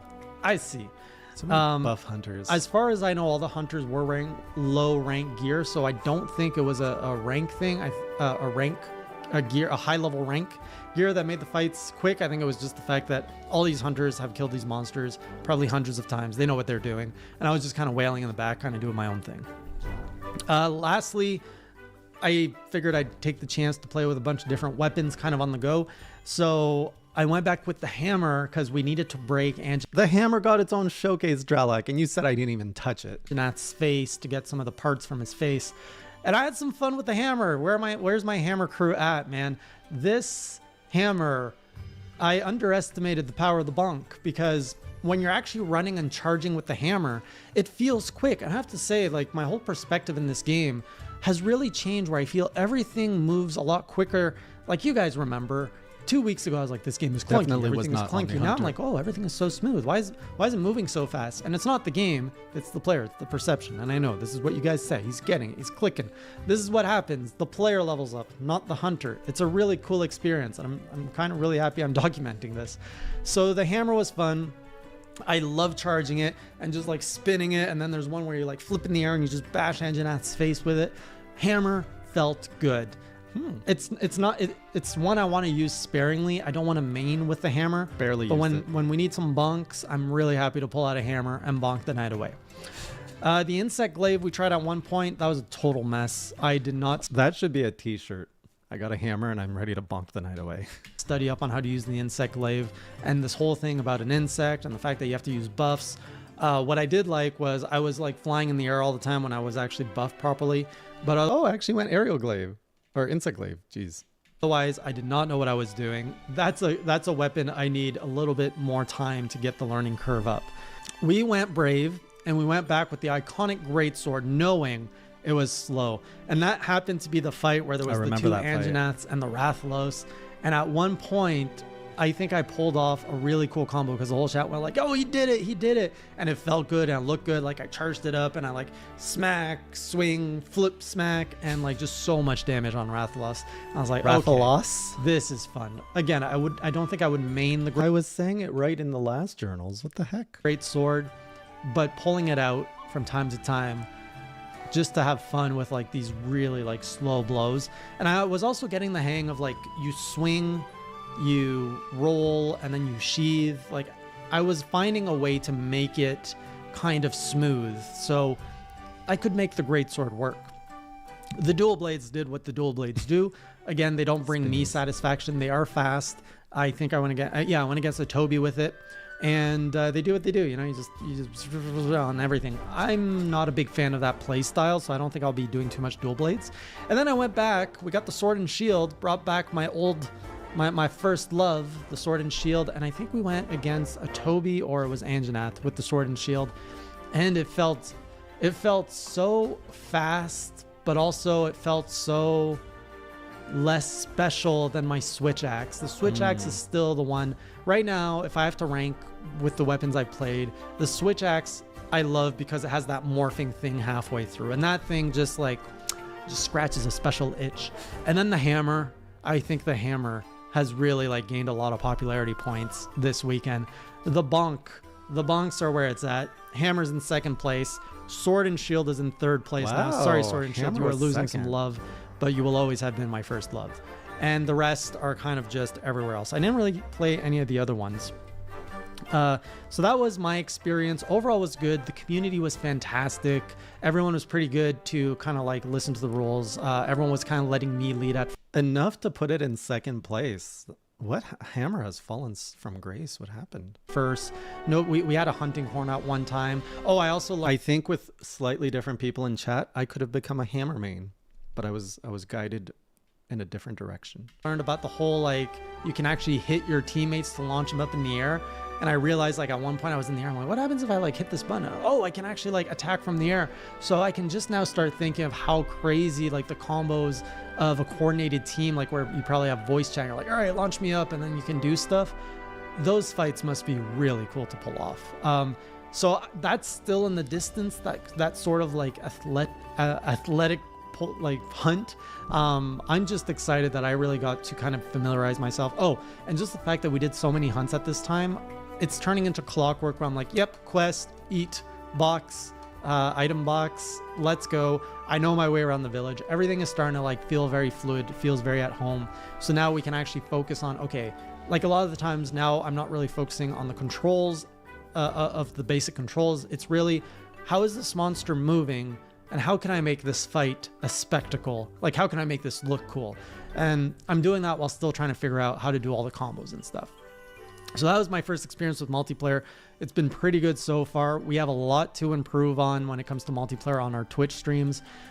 This is really like I've just been going off for an hour so far on this Supercut, and the amount of knowledge like that needs to be infused into a new player in this franchise is just incredible. Like this is an hour of me regurgitating, but at this point it's probably 24 hours of gameplay. The mods and I are working on which usually you would be done a game in that time. on that. I can't guarantee you when we're going to have it smooth. It's a process. We're going to get there. It's going to improve. We're going to be doing these multiplayer grind streams spontaneously on weekends. It's a good way for me to kind of get to play with you guys, get to know the community, for all of us to just kind of get together, have fun.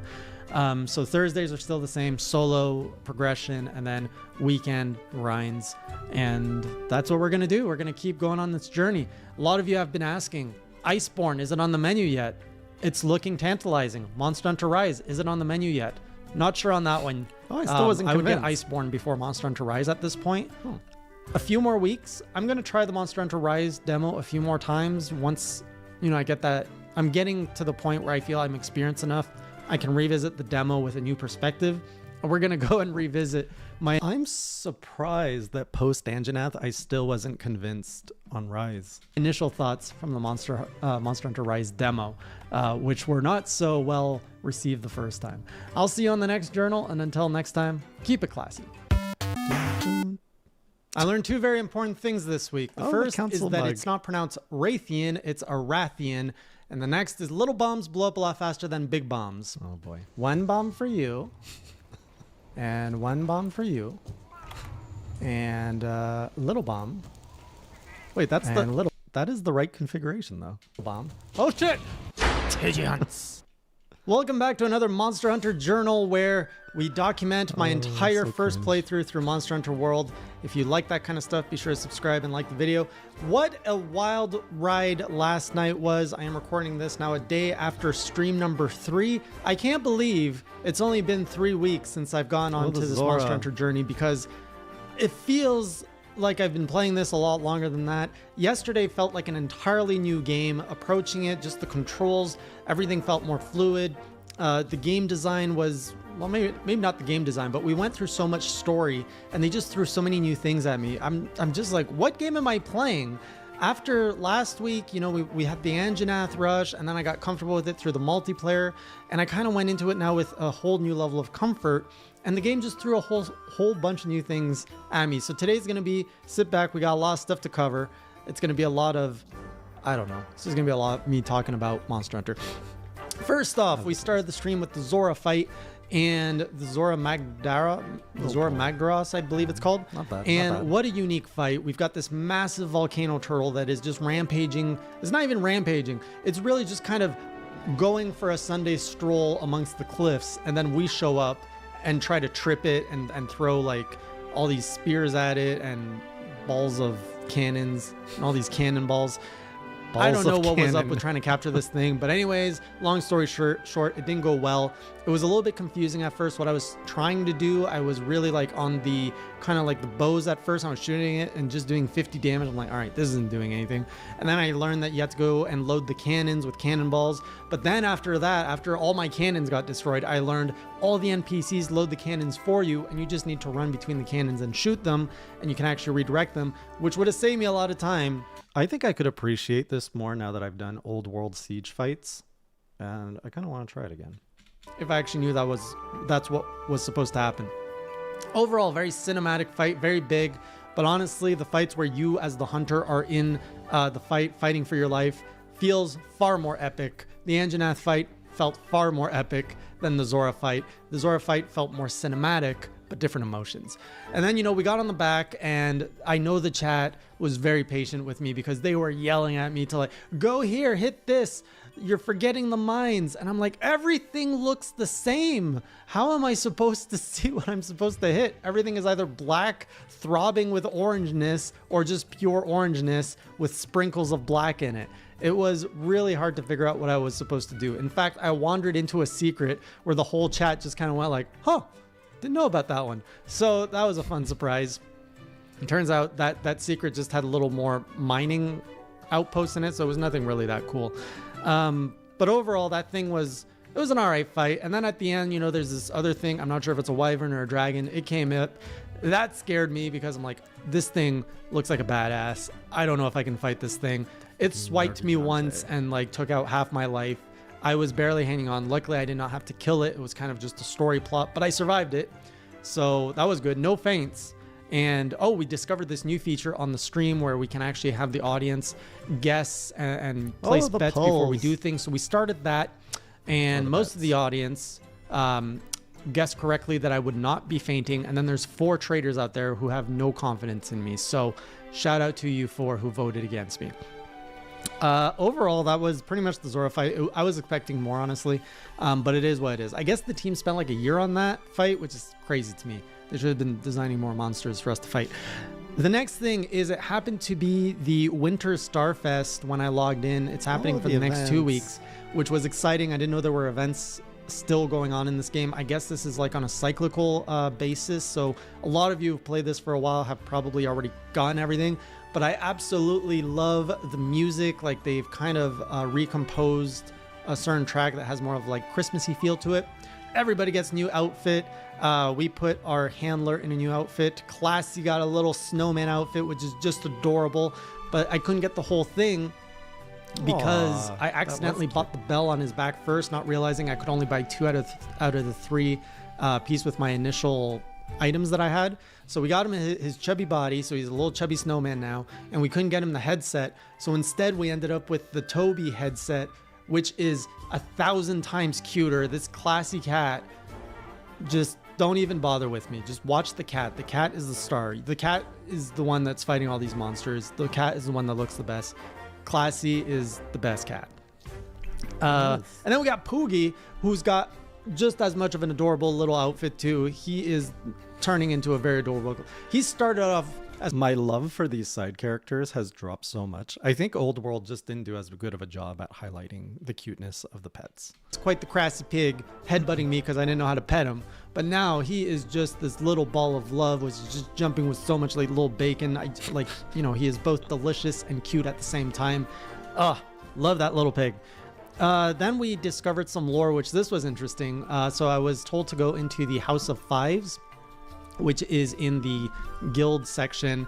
And that's a place where you can like look at a window and everyone's like, yep, that's it. You just look at the window and I'm like, huh, what is this book here? And like half the chat was like, what book? What book? And turns out we learned the lore of the history Luffy's of the not world cute. of Monster Hunter, which has which explained how 5 dragons, how everyone used to This was such a like hidden away piece of lore. It's weird that they just put it there. be immortal. And then they're like, yo, we want to ask some dragons some questions. And then the dragons built the land. And then they're like, oh, you want to be mortal? Okay, good luck with death. You're going to love that one. And they're like, ah, shit, what did we do? So that's long story short. So that's cool that was something a lot of the chat didn't know about. It was really cool to get that kind of piece of lore of the world. I know some of you were mentioning it in the comments of the last video. So we're learning more about this world. It's a fascinating world. We also got a little bit more upgrades in the sense of I got to upgrade my room so I can have more pets. Still got my little mini cactuar running around in there. I really wish I could have the little mini cactuar running in circles around my yellow toad, but we're not there yet. Speaking of toad, found another one, and I don't know what I was thinking. I saw a blue toad. I'm like, let's kick it. And then like the instinct kicked. I'm like, run, you idiot. Stop kicking these toads on impact on first sight. And that was a sleepy toad. Did not fall asleep, luckily. So I managed to run away from that. We unlocked a lot of new areas this past week, including the research base, which is like a second hub mid-world, which is just garbage. I really don't like it. You get less features there, and I don't understand why you would go there other than for like the story element. I love the whole fact that we're like raising the ship from wherever, but I also feel like they never really tried to get out of there. This is the first fleet, which sounds like, I think it's the first fleet. It sounds like they were wrecked and they were just chilling in this research base, and you show up from the 5th fleet and they're just like, yeah, I guess it's time we get out of here. You want to go hunt this thing and get some balloons? It's like they're hunters too. They could have gone this thing out of the air whenever they wanted, and they're just sitting amongst their books, smoking their pipes, drinking their whatever they drink. I don't think they wanted to move. So the fact that like they waited for whatever, I don't even know how often fleets come around, but man, these people were not in a hurry to get out of that spot. That area is also around the Coral Highlands, which is a really beautiful area. I can't believe just the different like ecosystem we've gone. Could you imagine they're getting high above the Coral Highlands, which is full of color and weird like visual stimulation. That's why they never left. From like this very like traditional forest to kind of a desert. Was not expecting an underwater world without the water. It's like the best part. You get to see all the coral reefs and all of that. Also, I thought we fought Diablos before going to the Coral Highlands. But you don't have to deal with any of that water business. It's fantastic. So it's really beautiful. I discovered the wiggler worms. Apparently there was a red queen that I don't even know what that was, and I didn't even know what a worm was at first, and I just like walked over it. So I missed my chance on getting a red wiggler, but we did get a blue one. So maybe a red one will spawn next time. The rare endemics. We went through that, and eventually we ended up in the pretty much the butthole of Monster Hunter. We discovered the Rotten Vale, which I jokingly said this reminds me of like it feels like we're inside a colon right now. And apparently that's what it is. Like when you look at the map, it looks like you're actually inside a dead beast. So I just got into this area. I'm not quite sure what's going on, but so far I hate it. Everything is poisonous. Everything is smelly. There's little bugs that are interrupting you when you're trying to sharpen. Just everything about this section screams. Wait. Now I actually know the monsters. So this is actually the rotting corpse of a Delameter. Oh, that is so cool now that I know what that is. Garbage. I just don't like it. All you need is that fish monster that kind of looks like it has like a dick face, and put it in there. And I'm going to get to that in a moment. There was a clip where we re-encountered the fish monster from last time, and I saw it in a new light. All right, now to the good part. Let's get to the monsters.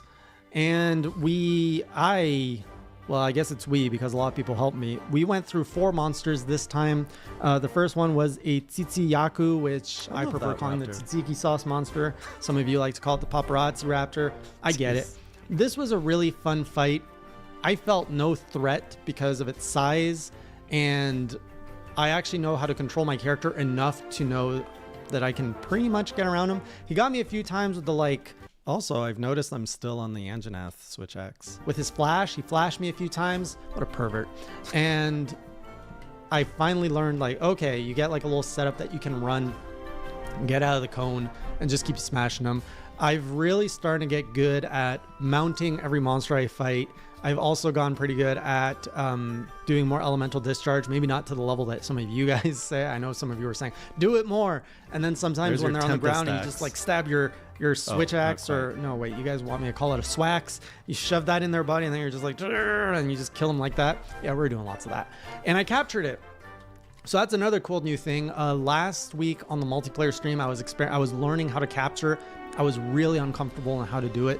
This time I captured, I think, 3 or 4 monsters. Do not pay attention to the counters on screen because my counter mechanic was broken. Oh, no. So we were not able to increment any of the counters live, but I'm going to fix that for the next stream. So I can capture now. I know how to craft things. Like my skills are just like boop, boop, boop. I am leveling up. I'm like a level 10 hunter right now. Next up, and the armor set for the Tsitsi Yaku. Fantastic. That thing, a blue samurai looking thing with like angry eyebrows coming out. I love it. Looks great. We're probably gonna grind this one out eventually. There's too many things to do at this point. I don't even know what to do. What do you mean TT camera? Then we went up against the Paolumu, aka the Kirby I still monster, don't which like this. pretty much just vacuums the air and then gets big and floats. This fight was less fun than the Tsitsi. We're just gonna call him Tsitsi. There was nothing really iconic about it other than he flies. I got to learn how to use the like a flashbang thing to bring him down to the ground. So as a hunter, I progressed a little bit in like learning to use new mechanics. Otherwise, he was not really much of an iconic fight for me. I don't really have a major takeaway. The armor set is okay. I really love the captain's hat that comes with that armor set. That's about all I have to say about him. So at this point, we're about 3 hours in. We did Zora. We've gone through 2 monsters, which really didn't give me much of a challenge. I'm just like, I miss the Anjanath rush. I want The more of Anjanath. that. I'm still interchanging it. It's so wild. Anyways, foreshadow Diablos. I want to feel threatened. I want to panic, and I want to scream as much as a Heijay screams. And so everyone's like, all right, you're ready. Let's go do a Diablos enters Rathian. the chat. Rathian. And I was like, oh no, that scares me. Am I ready? And they're all like, yeah, you're ready. Go. If you can do an Anjanath, you can do a Rathian. So we went and fought Rathian, the queen of the monsters, as some like to say. As I learned, she was the first designed monster in the Monster Hunter world, or Monster Hunter universe. She put up a good fight. Oh my goodness. Reading her move was tough. Also remember this fight very well. She is aggressive and she is big and she is threatening. And then eventually she flew to the place where there's the stupid fish monster, and then they were fighting, and I'm like trudging through the water, and I'm like, I don't want to be here. And then the Rathian like dodged out of the way, and then out of nowhere, this dick-faced monster just like you're fighting like this evil wyvern, and you're like, focus on the scaly reptile, like, and then it like dodges, and all you see is this like I also remember this very translucent, well. smooth, round, like dick-faced thing coming at you. It was not pleasant. I hate that fish so much. No tail for you. Uh-oh. Didn't even know the fish was behind her. Boom! Oh, that thing looked like a big. It looked like a big dick coming at me. That was scary. Anyways, I ignored the fish, got over my dick fear, and the Rathian pretty much took care of it. It got scared, it ran away. Meanwhile, I'm hacking away on the tail. We got the tail off. That helped a lot. I was getting a little bit more familiar with her. She caused me a faint, which props to her. That was deserved. That was a noob. I deserved it. And then eventually she fell asleep, and I'm like, all right, I'm going to bomb her. And that's where we got this fantastic scene of me not knowing how little bombs worked. Now we know. She almost made me faint a second time. It was getting really rough in that like tight corner. So I'm like, oh, we got to take the fight out of here. And I like lured her out to a wider area so I wouldn't get destroyed in that cramped area like Anjanath did to me. And we won. It felt great. It was a good rush. And the armor, I was disappointed because the armor is It looks chunkier here. Now that I've seen the old world variations. classic knight armor with like a nice little like Monster Hunter like touch to it. I don't think I'm gonna wear it, but it's a cool looking armor set. Oh, is the And then dagger switch then we X went back? over to the Rotten Vale, where we had our last fight, which was with Yep. a Radoban, which is like this really big bone covered monster. I'm like, yes, give this to me. It is big. It is intimidating. It wasn't as intimidating as a Rathian, but this was a fun fight. Like this was one of my funnest fight to this Breaking all the point. bone. It was challenging. It was fast. I never felt like I had the upper hand on it. It kept me guessing as to what it was doing.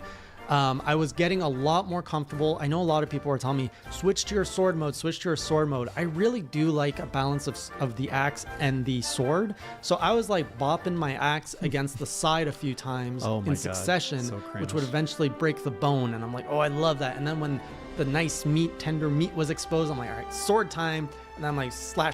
Playing it so wrong. Slash, like, brr. And just fighting that thing was and then it like started, it has this like spin attack. Yeah, I so didn't it know kind of about does like a Mind's Sonic. But then when it's like weak, it's doing like a wobbly Sonic. I'm like, oh, I got it. And then like I got this rush to like kind of go in. But that's when things were getting even more dangerous, because now it was hitting me more because it was more unpredictable. It was doing like a side like slash that was hurting me. And then it was starting to like go in the ground.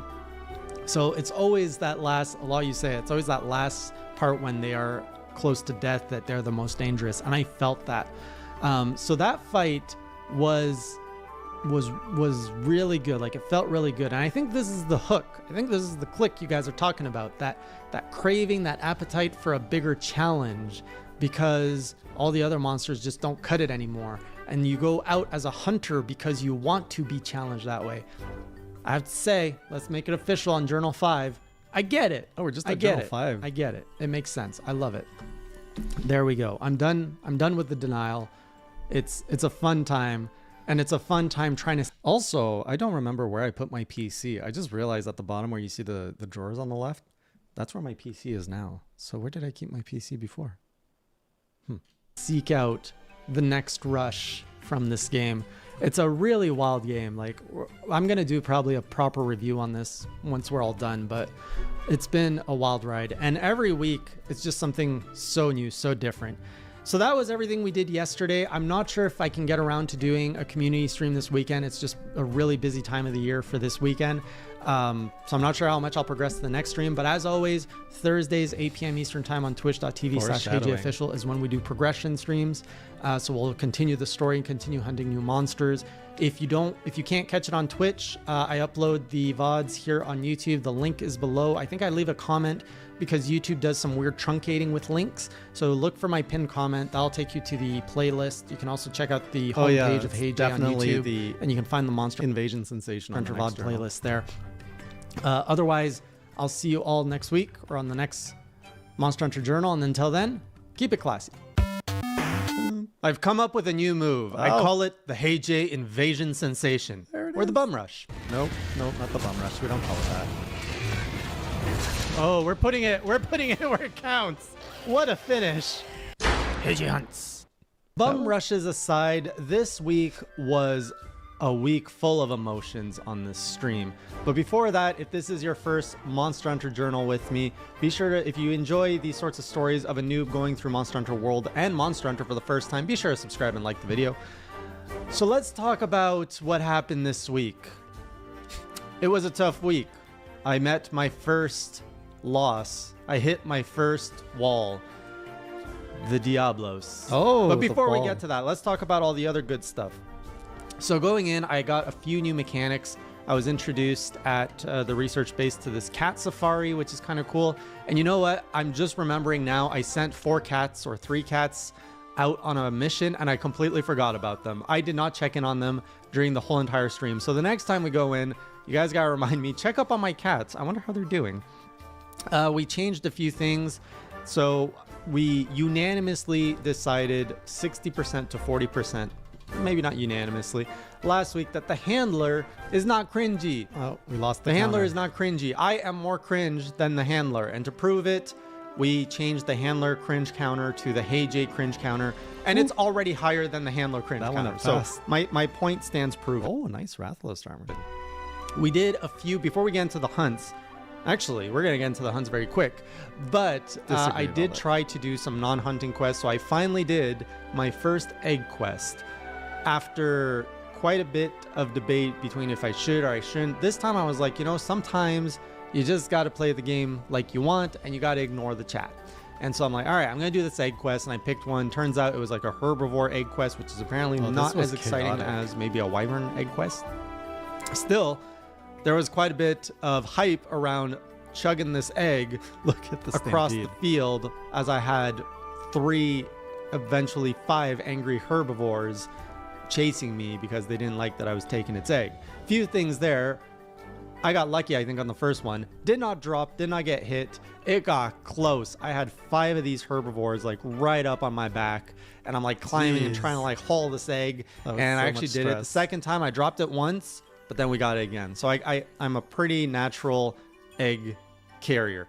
Now, the weird thing about eggs is you walk so slow with an egg, and I don't get it. Like, you're hauling these massive weapons on your back and you're just running and drinking potions and Superman diving. But when it comes to carrying an egg, that's the hunter's weakness.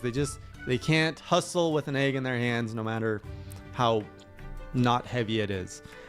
All right, then we'll talk about, so I basically went through. Isn't it kind of funny how it looks like my notebook is always empty and I'm just looking at a blank piece of paper? 4 monsters this past week, which were all very formidable foes, starting with, and I'll probably pronounce this wrong. We've learned I can't pronounce monster names properly. This is bad. In fact, this next one, the Legiana, I don't even know if that's right, but it sounds a lot better than the first name I came up with, which was the Legina, which don't go repeating that in the schoolyard, kids. Jeez. So first up was the Legiana, then we had the Autogaron. You see why I have a notepad with me? Because I can't read these things. Autogaron, we'll call him Clifford. Then we went to Diablos, and then we wrapped up the stream nicely with a good old visit to Rathlos. Before we get into this, I just want to address one thing. A lot of people have complimented me, thank you, about my ability to dodge in this game, which it's been said so many times that I've started reflecting on. Why am I... Well, like, Diablos is Spanish, so, like, for my English-French mindset, it's easy. Why am I good at this? A lot of people are saying, time and time again, after every stream, they've noticed I am very good at dodging at the last minute. And it's not because I have some superpower that I actually know what the monster is going to do. So I've actually reflected on this, and I think it comes down to 3 things, outside of my amazing skill... No, I'm kidding. So, the first is, of course, the monster's... project. There's an animation that indicates when they're about to do an attack, and yes, that's one indicator that kind of triggers my dodge rolls out of the way. The other 2, after putting some thought, I noticed, I think subconsciously, I'm picking up on specific sounds that the monsters make, and I cannot tell you which sounds they are, but I do know at one point my subconscious eventually associates a certain sound to pain, and I think my reflex just kicks in and dodges whenever I hear that sound. And that happens without me even being aware of it. That's theory number 2. Theory number 3, I think, is the most interesting one, and I'd love to hear your thoughts on this. health So bar is I think inherently in very every low. battle in Monster Hunter, there's a certain amount of timing. And a lot of you have described this as a dance. Whenever you hunt, you're essentially dancing with the monster in a pattern. And I've noticed, upon reflection, that I know that after maybe 3 to 5 second window, no matter what is happening in the fight, I know that monster is going to attack me, and I will preemptively dodge, which often probably results in me dodging out of the way on time. And that, I think, comes from the fact that I've just been playing these games for my entire life, that within every game there's What's wrong this with the inherent dance timing. analogy? And so I'm not the only one that uses the dance analogy. I know that on any monster I fight, I can usually get 2 to 3 hits, and even if I don't see the monster on camera, I know I just got to dodge out of the way because there's probably an attack coming just based on the rhythm of that fight. So those are my my theories on why I'm subconsciously dodging. One is noticing the animation, but sometimes the camera isn't always on the monster and I still dodge. The second is the sound, and the third is just that timing where you just get into that rhythm of slash, jump out of the way, especially if they're not on the ground. So anyway, enough about me.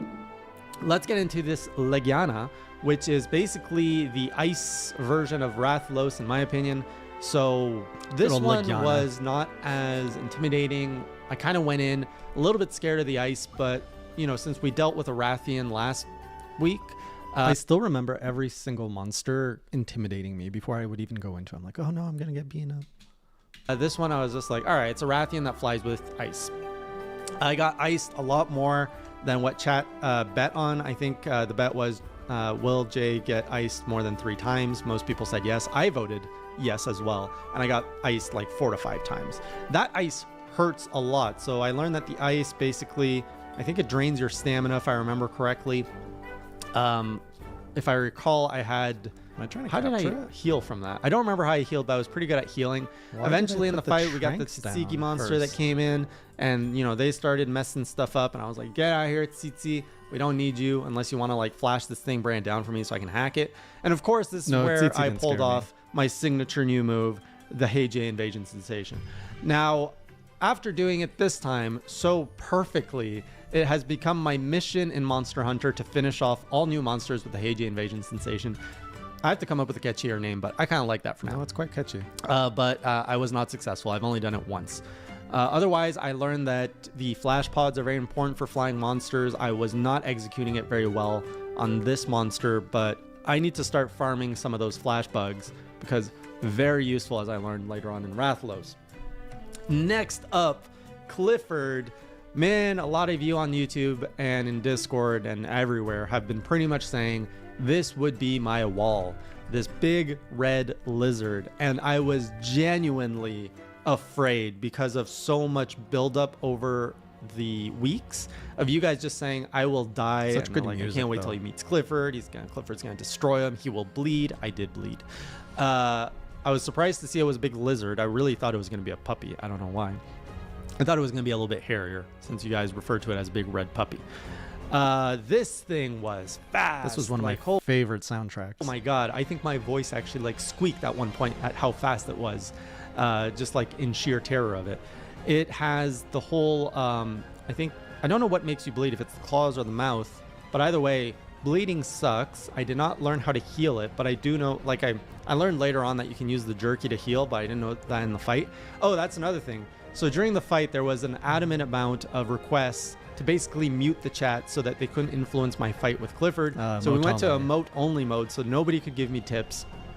And I went into this fight blind, and what a rush this one was. It was intense. It was fast. I bled, and then I learned the technique of hiding in the bush. I never did that before, but hiding in the bush saved me so much. And then come out of the bush to attack the monster really helped me out. This was a really fun fight to challenge my skills where I was at. This was a scary pretty fight. much based, like the hard. requirements of this fight are all about dodging and attacking. It's not like the other fights where you have to bring secondary items like a flash pod, for example, to really help you with your fight. We got the tail off pretty quick on this thing. And the most surprising thing for me is I did not cart once on this fight. So that was like Almost did, though. a massive amount of hype for me where I'm just like, what wall? This thing was nothing. Diablos. And, Enters I the came chat. very close to dying. I think at one point I had less than 5 HP, in which the chat was cheering because they wanted me to die. It's crazy chat. But yeah, I beat Chat's I starting beat to the show its true Autogaron, color. and it was fun, and I didn't die. So there, suck it, chat. Now, the other, talking about the armor, the Legiana armor was kind of cool, but it's not something I like want necessarily. The Tsitsi is still my favorite armor, by the way. The Otogaron armor, everybody was like, look at it, you're gonna love it. It's an evil ninja armor, and I don't like evil things, so I'm like, I don't really like it. I know a lot of you out there love it. They're like, that's the point. You're supposed to look like a badass, but I don't like it.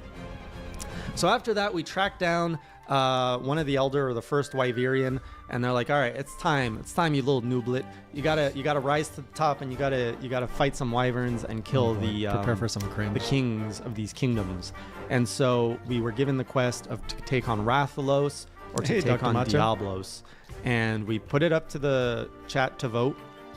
And the chat said, let's go and take on Diablos. I was like, all right, let's see what this Diablos is all about. Again, Diablos is another name that has come up in my comments a lot, so I was looking forward to seeing what the big deal was. And Diablos has given me so many new emotions in this game. I didn't just lose to Diablos. I got destroyed by Diablos. I have never been so utterly destroyed by a monster in this game the way Diablo destroyed me. Like maybe the first time I met Anjanath and I poked him for fun and I knew I wasn't like trained in the game and he destroyed me and we all laughed it Diablo's off. humbled. But here I had a lot of victories under my belt. My pride was riding high from Clifford, and Diablo just went, "Sit down, son." And he just horned me up, tossed me around to the point where whenever I saw his face in the game, I felt terror, because I knew that if you saw the face, you were probably a second away from losing half your health. This thing my armor hits sucked hard. And I understand the pattern, he's slow, but I still don't know how to attack him. So he's got the big horns on his face. If you're seeing those, he's going to charge at you, or he's going to swing twice at you So big. with a huge range that takes out pretty much your entire life in 1 or 2 hits. If you try to attack from behind, he's got the big hammer tail that just swings and keeps you away. Oh, and if you try to go in from the side, he side hustles and crushes you that way. So approaching him is very high risk from every direction. I tried to jump from cliffs on him, but those opportunities are rare and far between. I tried to get him to kind of do the bull rush into the cliff sides. I did that a few times, but half the time I got hit. So I'm just like, oh, I'm hurt. I'm hurt. The pride is broken. Everything hurts. I'm sad. I am scared of Diablos. And so I was about to end the stream there. This is probably I gonna was kill me, right? absolutely Wow, half defeated. health gone. It Boom. really hurt me in a place I didn't even know I had. But we got a little bit of energy back, and we're like, no, one more fight. And I'm like, all right, we got to visit Rathlos. And everyone is like, well, Rathlos is harder. I was like, I don't know. I've seen Rathlos before. I've seen him. I fought the Rathian. How much harder can the king be? And so we went in, and I knew I had the fireproof armor. I was like, all right, let's go. that helped. Let's do this. We're fighting Rathlos. Oh, and I had a water switch. And Nice. oh man, was Rathalos. Rathalos was fun. Rathalos was Anjanath on steroids. It's basically the fight of Anjanath, Oh, that was a but good more one. intense, faster, and it's in the air. So I had a lot more success dodging Rathalos. He hits less hard than Diablos.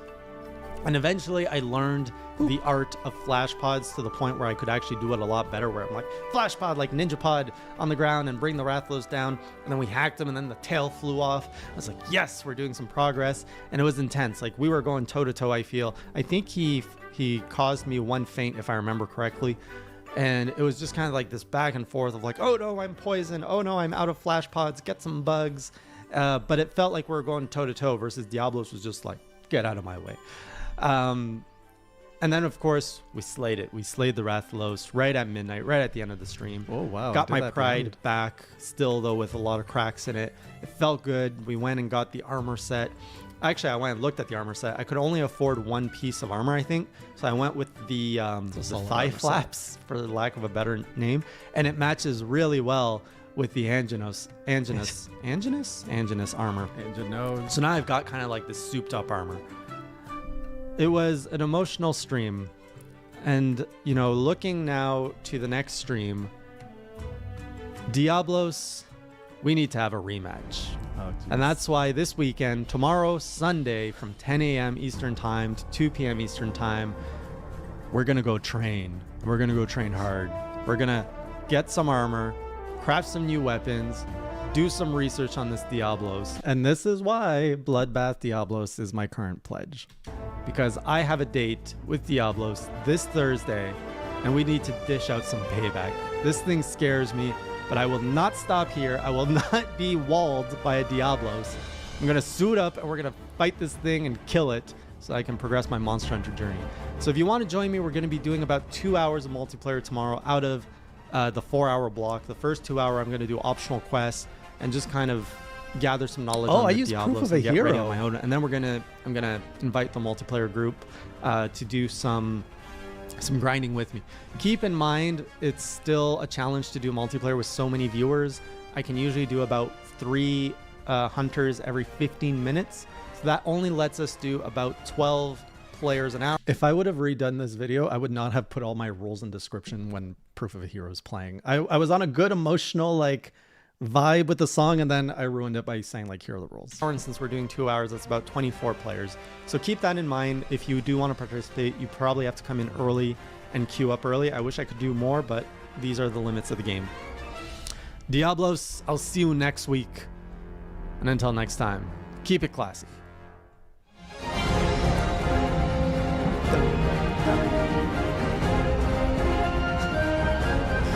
Oh, it's so cringy.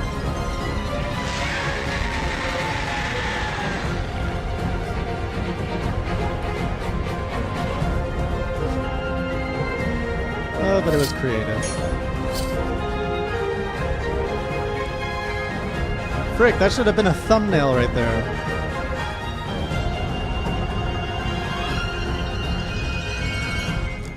I really loved playing with the music for these videos when I was discovering the playlist of Monster Hunter World. Just, there were so many good tracks. Previously on Hey Jay Hunts. I didn't just lose to Diablos. I got destroyed by Diablos. I have never been so utterly destroyed by a monster in this game the way Diablo destroyed me. Oh, how the tables have turned. Give me your body parts. Oh, that felt good. I went with an You ice cry. axe. Cry, That's man. what I grinded out. Nice! I got bigger monsters to kill. This dance is over. Hey Jay Hunts. Welcome back to another Hey Jay Hunts. Ooh, the little This samurai week, Gundam showed the up. Diablos is no more. Low rank is now behind me. Oh, high rank. And I'm a little bored. We're going to get into all of that, but if you like updates on the whole Monster Hunter journey I'm going through, be sure to subscribe and like the video. Let's start off on where we left off last week. I was absolutely crushed, demoralized, and destroyed by this Diablos. He gave me the shakes. I'm pretty sure I had a nightmare or two, and I wouldn't walk around the house at night because I heard his screams. Sunday came around, and we trained. We trained so much, we grinded. Okay, so this was actually a whole new mindset of how I approached armor, which is, I think, the way you need to do it. Skills? I went through my entire armor list and looked at defense, and I looked at skills, which is very important. So just looking at Skills. defense alone, I pretty much narrowed it down to 5 monsters worth hunting, which were the Legiana, Rathlos. What other monsters are in that upper tier? Pretty much Clifford and all of them. So I looked at kind of those low rank endgame monsters, and that's where I found that we had the highest defense. There's something weird with my voice in this video. It's like I'm sick or something. I was like, all right, I need to craft some armor out of this. And then I went through every piece and I picked out some skills that I think would help, such as sheathing quickly, having more health, a little bit more stamina. And I think I had some for stun, and I had a bit of ice stuff as well. So all of that considered, looking at the set I fought Diablos with last week compared to this week, I had about twice as much defense. I mean, that I helps. also used my sphere orbs or orb spheres, whatever they're called, orbs? and I leveled up that armor twice. So every piece of armor, I think, got like 20 to 30 extra defense. It was a crazy amount of more defense. Anyway, twice as much defense. I wonder if I even knew about armor upgrades before Diablos. Skills, I looked ugly, but oh my god, I went back into, I just want to make sure, I went back into this fight with Diablos, and it was a whole night and day difference. And if you watch the stream, you'll see I'm actually still scared of Diablos, and I was actually kind of delaying starting the fight with him because I was so nervous. I was like, I don't want to go through this experience again. I don't want to get destroyed this bad. Like I got just like molested last week by this monster. And I did try doing like the hammer. I was going to do the hammer, and while I was training, I did a lot of hammer. Okay, so I seem to have the Otogaron pants with the Toby waist and the Legiana top. Hammer runs to try and get a sense of it, but I just couldn't get anything to feel right with the hammer after I think it was like 3 or 4 hunts. I was like, you know what, let's just go with that pride that I died by the switch axe. Let's have our revenge with a switch axe. And before we get into my full revenge, I just want to say during the training session, I discovered the special arena quest, which was a really interesting, and this was during the multiplayer stream. I did it single player though. Interesting mechanic to kind of have that monster without the environment and working in the arena. I like it. Oh, the hammer came back. Well, that was an arena. But what I like more is actually, I think it's special arena where you don't get to pick your gear, your weapon. You just kind of get sent with a pre-configured gear to fight a monster. And I went through this very fast. It was kind of a reward for Mini Guy Lad, who was helping moderate the whole multiplayer stream last time. We just went in for a Rathian, not realizing I thought I picked the switch axe loadout, but I picked a switchblade loadout. And I entered the arena. I was like, wait, this isn't a switch axe. And I started fighting the Rathian with a switchblade, not knowing how to use the Switchblade? Oh my goodness. This is my first time touching a charge blade. This is going to look terrible. And for the most part, it felt much faster than a switch axe. I was like, oh man, this feels so good. So I know a lot of you, well, when I started, I had a little bit of affinity towards the switchblade. I was like, I'm going to come back to you. Keep calling it switchblade. That accidental match gave me that itch where I'm like, Switchblade, you and I, we have a date with Destiny eventually. I'm going to come back to Switchblade. So much foreshadowing with the charge blade. I was really hooked on the charge blade from the beginning. Because it played so interestingly that I want to. But first, switch axe. So anyway, so we go back to Diablos. I see it there, stalking its cactuses everywhere. Its cacti, sorry. And I'm just like, oh man, I'm going to hurt you so much after everything you did to me. We're going for some revenge. And I got in there. I brought some screamer pods so it would hide. It was a very different fight. Last time it ran out of its cave pretty quick and it was kind of like hanging around the cliffs a lot. So I was trying to jump on it and it cornered me around the cliffs. This time we stayed in the caverns most of the time and it used a lot more of its digging features. So I actually ran out of my scream pods very quickly. I had made scream pods. I had the easy scream pods. And they were awesome because when I would go underground, I would just like launch that at the ground. It would come out and I could get a few hits on it. Now, my goal was not just to defeat Diablos. It was to absolutely destroy it. And I have to say I was quite successful in that. I knocked and broke both of its horns. Its tail flew out. I got no carts. And we destroyed this thing for the beast it is. Like, I made this thing my insert word. And it felt good. It felt like this thing couldn't touch me. And I think that armor was a big key piece of that because when I actually did get hit, it didn't take half my life the way that it did last week. It was like a sliver of my life. So I'm like, all right, I've got proper gear now. Actually, like fighting it, I was a little bit more cautious in how to fight it. I just mopped the floor with it. It felt good. Like it felt almost like it was too easy. And then from there, let me make sure I got everything. Yeah, from there we went on to the Zora Part 2, which did we really need to have another fight with this? No. I know I already shared that I don't care much about the story, and all of you have said, yeah, the story doesn't matter. But my God, Zora Battle Part 2, I actually disliked it. The first one I was like, it was an interesting experience because it's cinematic, but Part 2, redoing the same thing, was horrendous, boring, tedious, and I didn't like it. So now we had like these stalagmites or stalactites, whatever they're called, that we had to like knock down. They give you like a brief as you're flying. They're like, oh, you're going to want to knock those down. So I'm like launching rocks at it. Nothing's happening. People are saying climb higher. So I'm trying to climb higher. I'm still launching rocks. Nothing's happening. And then I realized, oh, if you like zoom in and look real close, there's barrels tied to those stalactites, mites, whatever. And that's what you have to hit. I didn't know. So I ended up, I think, knocking one. I got to try this hunt. It was really unsatisfying to do. I was lost again most of the time, just like wailing on a rock that spits back every now and then. And then there was the Nigel dragon that showed up. And Why we left we him call alone. Nigel? I didn't go mess with him. And then then you go into like the defense to try. And I'm just like, this plot mechanic is so horrendously boring when you compare it to the rest of Monster Hunter and what the experience is. Joey. I'm glad the Zora chapter is done. I don't know what's next. Now we're like hunting some mysterious Rathian markings and trackings, but the Zora chapter, like, oh, pink Rathian's coming up. like, let it rest. I hope it doesn't come back because man, that was super boring. We got to use the Dragonator, so that was cool. The Dragonator is a cool word. It's a cool weapon. Everything else about it is really boring. Where's my Dragonator? And then okay, so the big milestone this week is we actually entered higher rank, and I thought it would have been a little bit more of a fanfare, but it's kind of a gradual, hey, let's go back and visit this area. Oh, that monster sure is hard. My initial impressions of high rank are, I don't feel challenged yet. And I'm not trying to sound arrogant, but I feel I'm going to come across as arrogant because, so I fought the Puke, which is the first thing. I'm just like, oh my God, he's got so much more HP. Like I can tell that he's tougher, but I'm not struggling. It's just taking me longer to kill him. And I was like, but it's Puke. It's an entry level. So then we went and we fought something a little higher level, which I think a Tsitsi counts as higher level. Same thing. I was like, this is like clockwork. I know how to mop the floor with this thing. And it just takes longer because it's high rank. And I was like, I want to fight something new. I want a bigger challenge. And everyone's like, tee hee hee, B52. So I was like, show it to me. Where is it? So I'm looking at the map and I see that there's an unknown monster in the spiral waste. I'm like, all right, let's go see what this is about. So I'm going. Sorry, I'm going to go grab an apple. I'll be right back.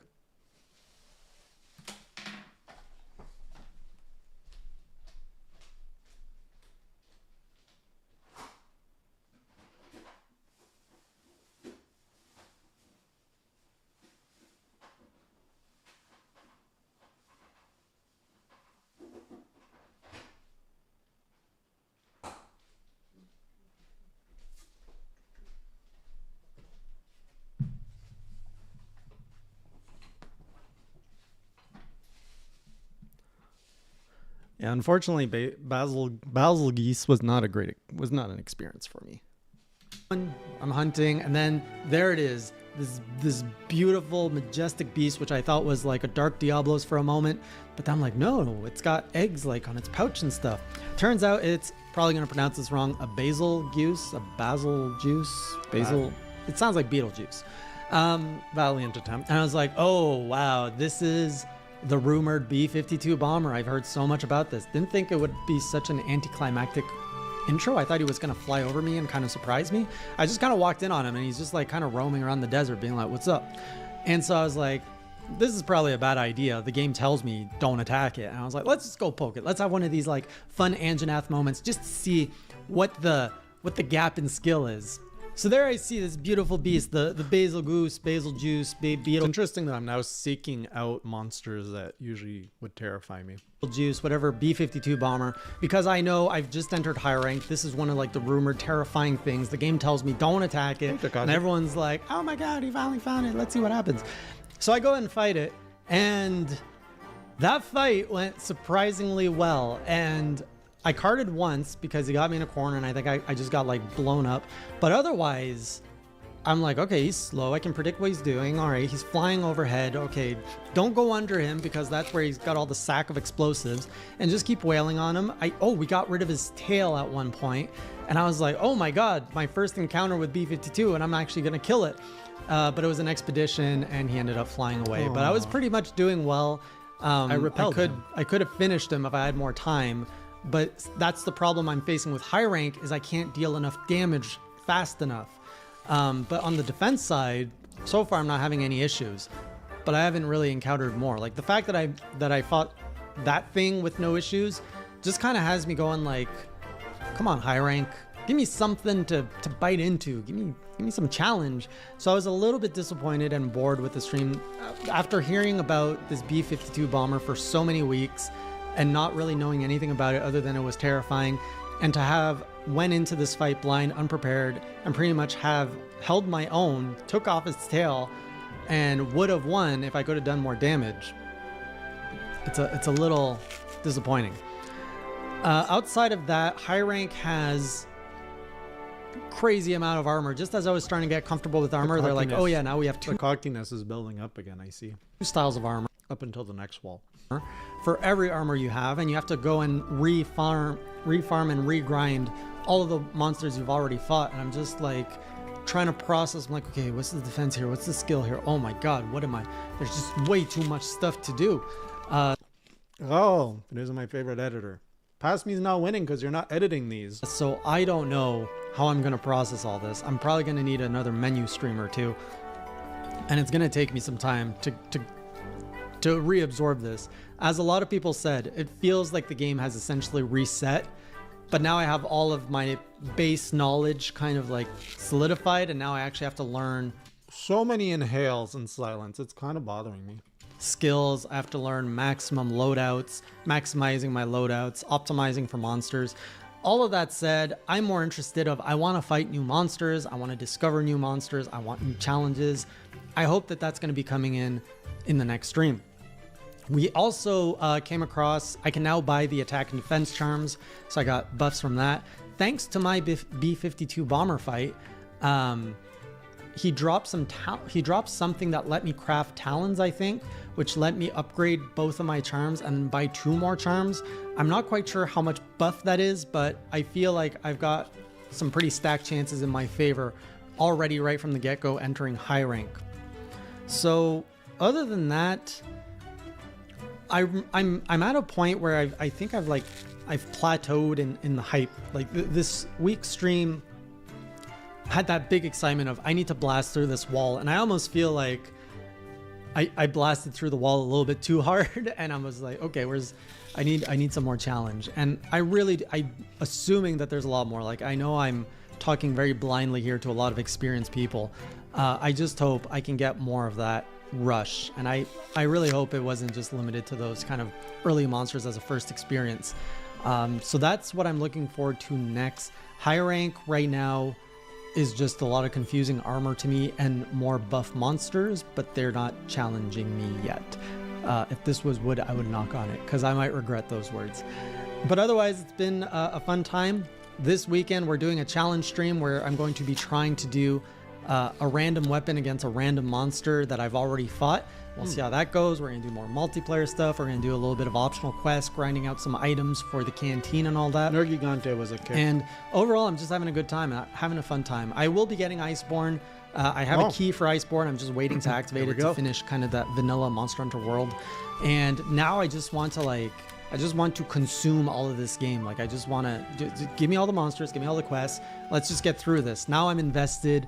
It's no longer a let's try the game. Took 6 streams, 6 journals to get into to commit to Iceborne. Now it's a matter of let's complete this game and let's just go through all the content it has to offer so I can get into Iceborne, because my sights are already there. Because I don't have any sense right now. Like, step back a bit. When you enter the first world in Monster Hunter World, you see eventually an Anjanath and you see a Rathalos, and you're like, oh my god, these things are terrifying. And I've destroyed those. And where I am in the game right now, I haven't seen anything that scares me where I'm like, I need to work to that. So I need a new goal. Like right now, I'm in an open world setting with monsters I already know that got buffed up in defense and maybe a little bit of attack. That's not intimidating or enticing. I need to see something else that I can be like, that's my goal. That's what I need to do. So the game needs to set me up with something. And I think that's a beat they might have missed at this point in the story, where, okay, you just beat the Zora, you just entered high rank, but they're just like, go into the world that you're familiar with and do whatever you want, instead of setting up kind of your next pillar to aim for. So that's where we're at. I'll see you otherwise on the... So I don't know how Nergigante didn't leave a bigger impression on me, because the next pillar is Nergigante, and the game does it. But I wasn't left with that impression. Next stream or the next journal, and until next time, keep it classy. Terror has a new name, and it's Nergigante. No. No. Does the music have to be so scary?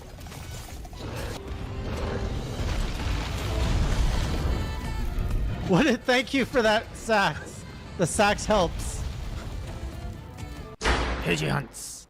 All right, make yourself comfortable, because for this journal, I've got 3 streams to go over. I've played so much Monster Hunter World in the last week. I say so much, but it was actually 12 hours, and I know a lot of you guys, those are rookie numbers, but for me, that is almost 3 times more Monster Hunter than I usually play.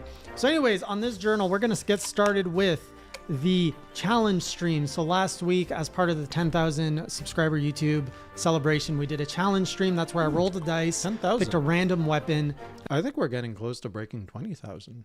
Let me just check real quick. I think we're like 100 or...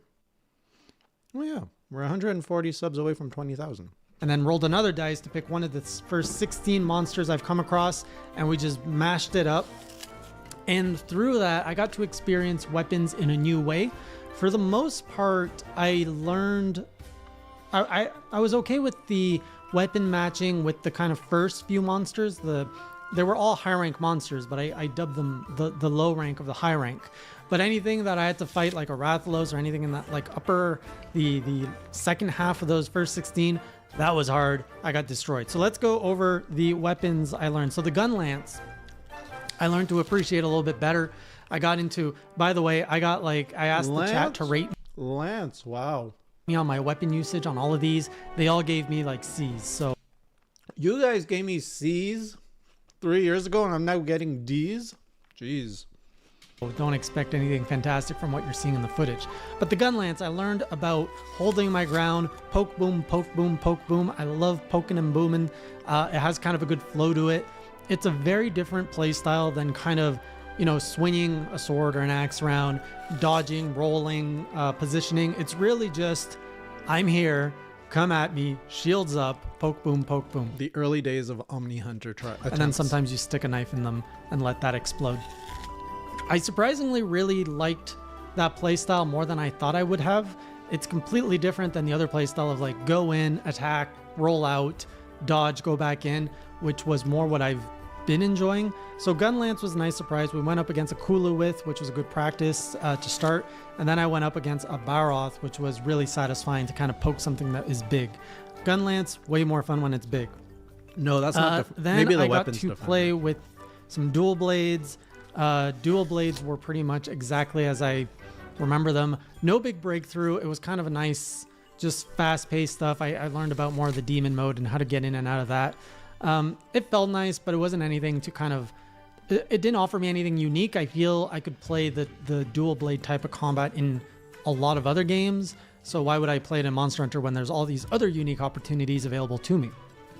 The bow, I played the bow. I thought I did good, but apparently everybody has been laughing at me because my bow play was absolutely terrible. I did not know what I was doing. Apparently, I thought I did. So I was kind of like mid to close with all the monsters and I was just like shooting them in the face, dodge, like 3-shot. I thought I was doing good, but apparently I was an embarrassment to all the bow users everywhere. So for that, I'm never touching bow again. Just kidding. I might, but I don't want to. We got into the charge blade a lot. Guys scarred me and from bow. I actually learned about charging the shield, charging the sword. I learned so much about how to use the charge blade and how to unleash kind of the, I forget the acronym, but there's like a big super attack, which I did once. It's a lot though. I went in with the charge blade against learning how to do all that. So I trained a bit to learn how to do all the sequences. And then they sent me up against an Odo. I forget his full name. Clifford. The charge blade. And wow. it was so fast, dodging, trying to run around while trying to remember, okay, I gotta charge this, I gotta do this. I was getting destroyed. And then the B-52 bomber showed up. Yeah, we laughed about him last week. Punch. A lot of you said, oh, he's not that bad on his own. It's when he comes into other battles. I get it. I get what you guys mean. He was just messing up everything. And I'm just like trying to do the charge blade. And I got this guy like dropping bombs everywhere. Clifford jumping on me. It was a mess. But I feel like I actually learned how to use the charge blade a little bit better. And then the last weapon, out of sheer luck, Many ball breaker. I know World changed a lot of things. I think Gun Lance, Insect Glaive, Great Sword, all of like so many. the end of the streams are always the most epic. I got a hunting horn.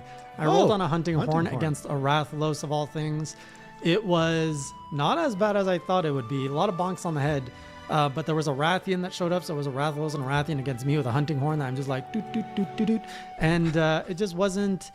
It was not effective. I did not win that. I got destroyed too. I got a few cool things in. I got like to swing off a rope and brought some like rocks down on a Rathlos, which was really cool. But otherwise, I knew I was going in very inexperienced. I did learn how to like queue up some songs and how to give myself buffs, but man, it was hard. It was hard to play, and it was very unsatisfying for where I am with my skills. Everything. So that was the challenge stream. Fast forward today, we go into the multiplayer stream where I learned a few things. So I learned about decorations here. At this point, I was starting to pick up these decorations that I learned that you can slot into your gear, which I like. I'm not putting too much attention into that because I'm still learning about the high rank gear and I'm getting more comfortable. So you remember last week, I was like, oh my God, high rank, there's so much gear to look at. But now, because you need so much materials to unlock high rank gear, what I'm doing is I'm only focusing on the gear that's available. So I'll go out and I'll do hunts and then I'll look, okay, what gear can I craft? And then I just compare that one-on-one with my stuff. And because I have so little high rank gear unlocked, it makes the whole process a lot easier of like, is this better than this? No. Is this better than this? No, we don't upgrade. Or if it is, we upgrade. So I'm not really worrying about what I look like. That was very basic and very backwards. Whereas, you know, I think most of us now look at this is what I want, therefore I will go hunt that, instead of I have hunted this, therefore I will build this. Right now I'm just worrying about increasing my defense, picking the better skills out of them, and maybe one day as I get more comfortable, I'll actually look at the whole breadth of armor, kind of will it down to the ones that I like, and then go actively hunt the pieces for that armor, which is probably going to happen in the next week. And then I did a lot more optional quests focusing on unlocking canteen and farming aspects. So I know some of you were saying, oh, his health seems low for where he's at in the game. And that got me wondering, like, oh, maybe I should focus on upgrading the canteen if that gives me more health and stamina. So I learned that in the optional quest, the little bubbles, those give you items that go there. I learned about the canteen menu and all the question marks. I'm like, my completionist is satisfied here. I get to unlock all these things. I love it. So I'm really enjoying kind of doing those optional grinds. It's just really pleasant to go through. The farming, less so. I really don't care about the farm. I thought it was going to visually grow more, but I get more satisfaction in the canteen. I think they could have done a better job at showing that progress of the canteen. Like it happens, but sometimes I'm like, what are we adding? I'm not seeing what we're adding to the canteen. It would have just been, and there's that menu that shows you all the ingredients, but I feel it could have been more designed in a way that, you know. Yeah, it does. I still remember this criticism. I was really comparing it to like other games where you can see things build out more, and I just felt it was a little too muted in Monster Hunter World. Even though I agree with you, like you get a whole like extra soup dish and stuff, but something about it felt more muted. Really causes that itch for completionist of like, I need to complete this. Right now, it doesn't quite hit it, but I am enjoying filling that up. Yeah. We did quite a few event quests, and chat got trolly again. And so one of the first quests I did was an egg quest. So we did the wyvern egg. I think I gotta see how the farm grows, because I don't remember looking at the farm because it just blends in with the background so well. And it was Sunday morning, so we're like, okay, we got our eggs. Like, you gotta get your bacon, go in. So we did multiplayer, and we went into this special arena event quest. And I was so against it because I was like, I'm playing with 3 other people. I want a challenge, and like I want to make sure the people who are joining me are having fun too. And they're like, go. I'm like, I don't want to fight 4 or 5 pigs. This is gonna be a massacre. It's gonna be dumb. And they're all like, trust us. I'm like, okay, chat, I trust you. So we go into the arena, and I'm running, and then I see the other like 3 people in my party right in the chat. They're just like, let him go first, stay back. And I'm like, what's going on? And so the other 3 players in my team, they just kind of held back at camp. They send me into the arena, and there's these massive pigs. And I was like, oh, they're big pigs. Well, that's fun. And I jump in there, and I start hacking at the pig, and then one charges at me, and I faint. I was like, what? It's one hit KO pigs. So that was the twist. They sent me into an arena of pig death, which was brutal. We got the whole party wiped because a few other players didn't know about it either. And the pigs like have a little bit of like, what do you call that? Drifts on them, so they don't just run straight. They also like kind of seek you out. But we came back at it. We killed all the pigs, and I think because of that, I got a cool like new cosmetic head thing. So I also unlocked a cat head. I'm not sure I did that. There it is. It was one of the event quests. But I like that I'm unlocking these layered items, which are completely cosmetic, just to kind of spice it up. I do like that aspect of multiplayer. It's just silly fun time. So now we're all caught up. Onto the new progression screen that happened this past week. A lot of new monsters. So last week, my takeaway was I was a bit disappointed in the challenge of high rank. I didn't really feel satisfied. This week, I am full. I just had a buffet. I was pleasantly challenged throughout the whole stream. So let's get started. We start with Kieran. So I unlocked Kieran this past weekend. Took him on this week. Beautiful monster. One of the most beautiful monsters. Like if I had to pick the most beautiful monster right now, it's Kieran. He's just a magical, beautiful crystal unicorn. I don't remember loving him that much. A little intimidating with the lightning. He killed me pretty fast on the first one. I think he stunned me and then like thunderbolted me, and I just died.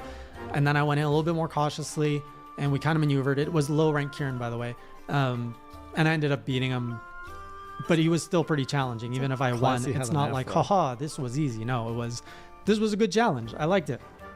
Then we went to Anjanath and a high rank Anjanath fight, which felt like a good challenge. But then the B-52 bomber showed up. I'm like, okay, I'm understanding the theme of this thing. This guy's gonna get in the way all the time, and it was just a mess, and the B-52 bomber makes it way more scary and way more complicated than it needs Ranking monsters based on how good they taste? Oh, that sounds interesting. to be. So we got through that, and then I came across I actually needed a video idea for this week working on it because I didn't feel like I had enough GU content for a journal. I think we're going to do that one. I finally unlocked the questionable tracks. We unlocked a pink Rathian, which was cool. I guess that's a subspecies, so I'm gonna have to learn about the lore of this. But that fight also felt really good. Like, I was using all the skills I had up to that point. I did not feel like I was like dominating this beast. He was pretty much going toe to toe with me, which is exactly the right level of challenge I want. There was a Legiana that showed up, a Tsitsi, so we had like 3 monsters in an area at one point. I'm like, this is just ridiculous. This is just crazy. And I noticed my switch axe skills were really improving this week. I don't know what clicked, but something. I was using the sword mode a lot, and I hear a lot of you guys saying like, finally he's using the sword. Because I noticed, yes, it is doing much more damage now. As much as I find it satisfying to swing the axe, I'm getting more into that craving of I need to deal out more damage now. And I learned a few new moves with the sword just through like playing around with it. So like there's one where you like slash, jump, slash. And I was like, oh, this is really cool. I like it. It's very fluid. And I started like chaining like 1 to 2 to 3 combos when a beast is down or something. So like I'm getting a lot more comfortable with my switch axe, enough that I'm like, whoa, this week I leveled up. Like I felt that increase. So the pink Rathian went down on the first attempt. I think I might have fainted once or so, but good fight. And then we unlocked a new region, the Elder's Recess, which is a really good name for a retirement home. Lots of new monsters here, and I love it. I hate the lava part of it, but I love everything else about the zone. So first we came across... Why does it do this? Hang on. Ugh, how do I stop this from happening again? Hang on.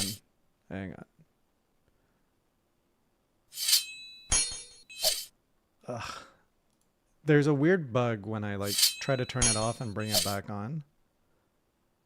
I forget how to fix it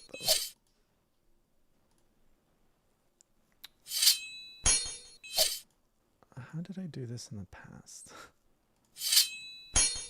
Because now it doesn't want to come back up.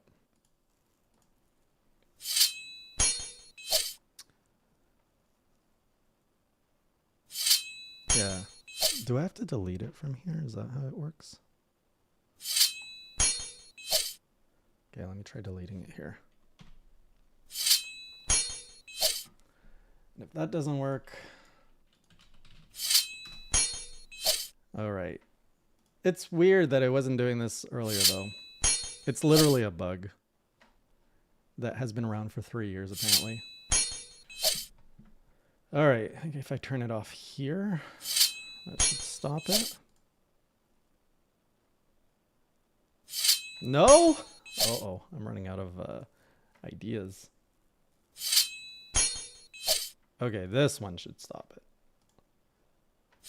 Okay, let's try this.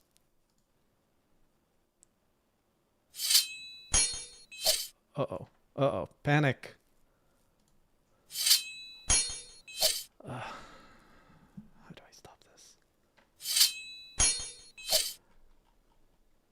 Where is alert?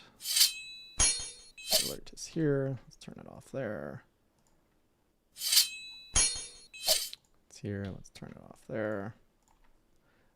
Then I'm going to have to put this back in all of my streams after. Hey, what's this one?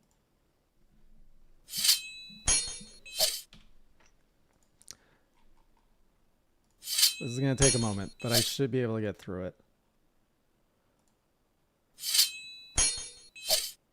There's a lot of screens to go through. And OBS gets confused, basically, which is why it's on this infinite loop.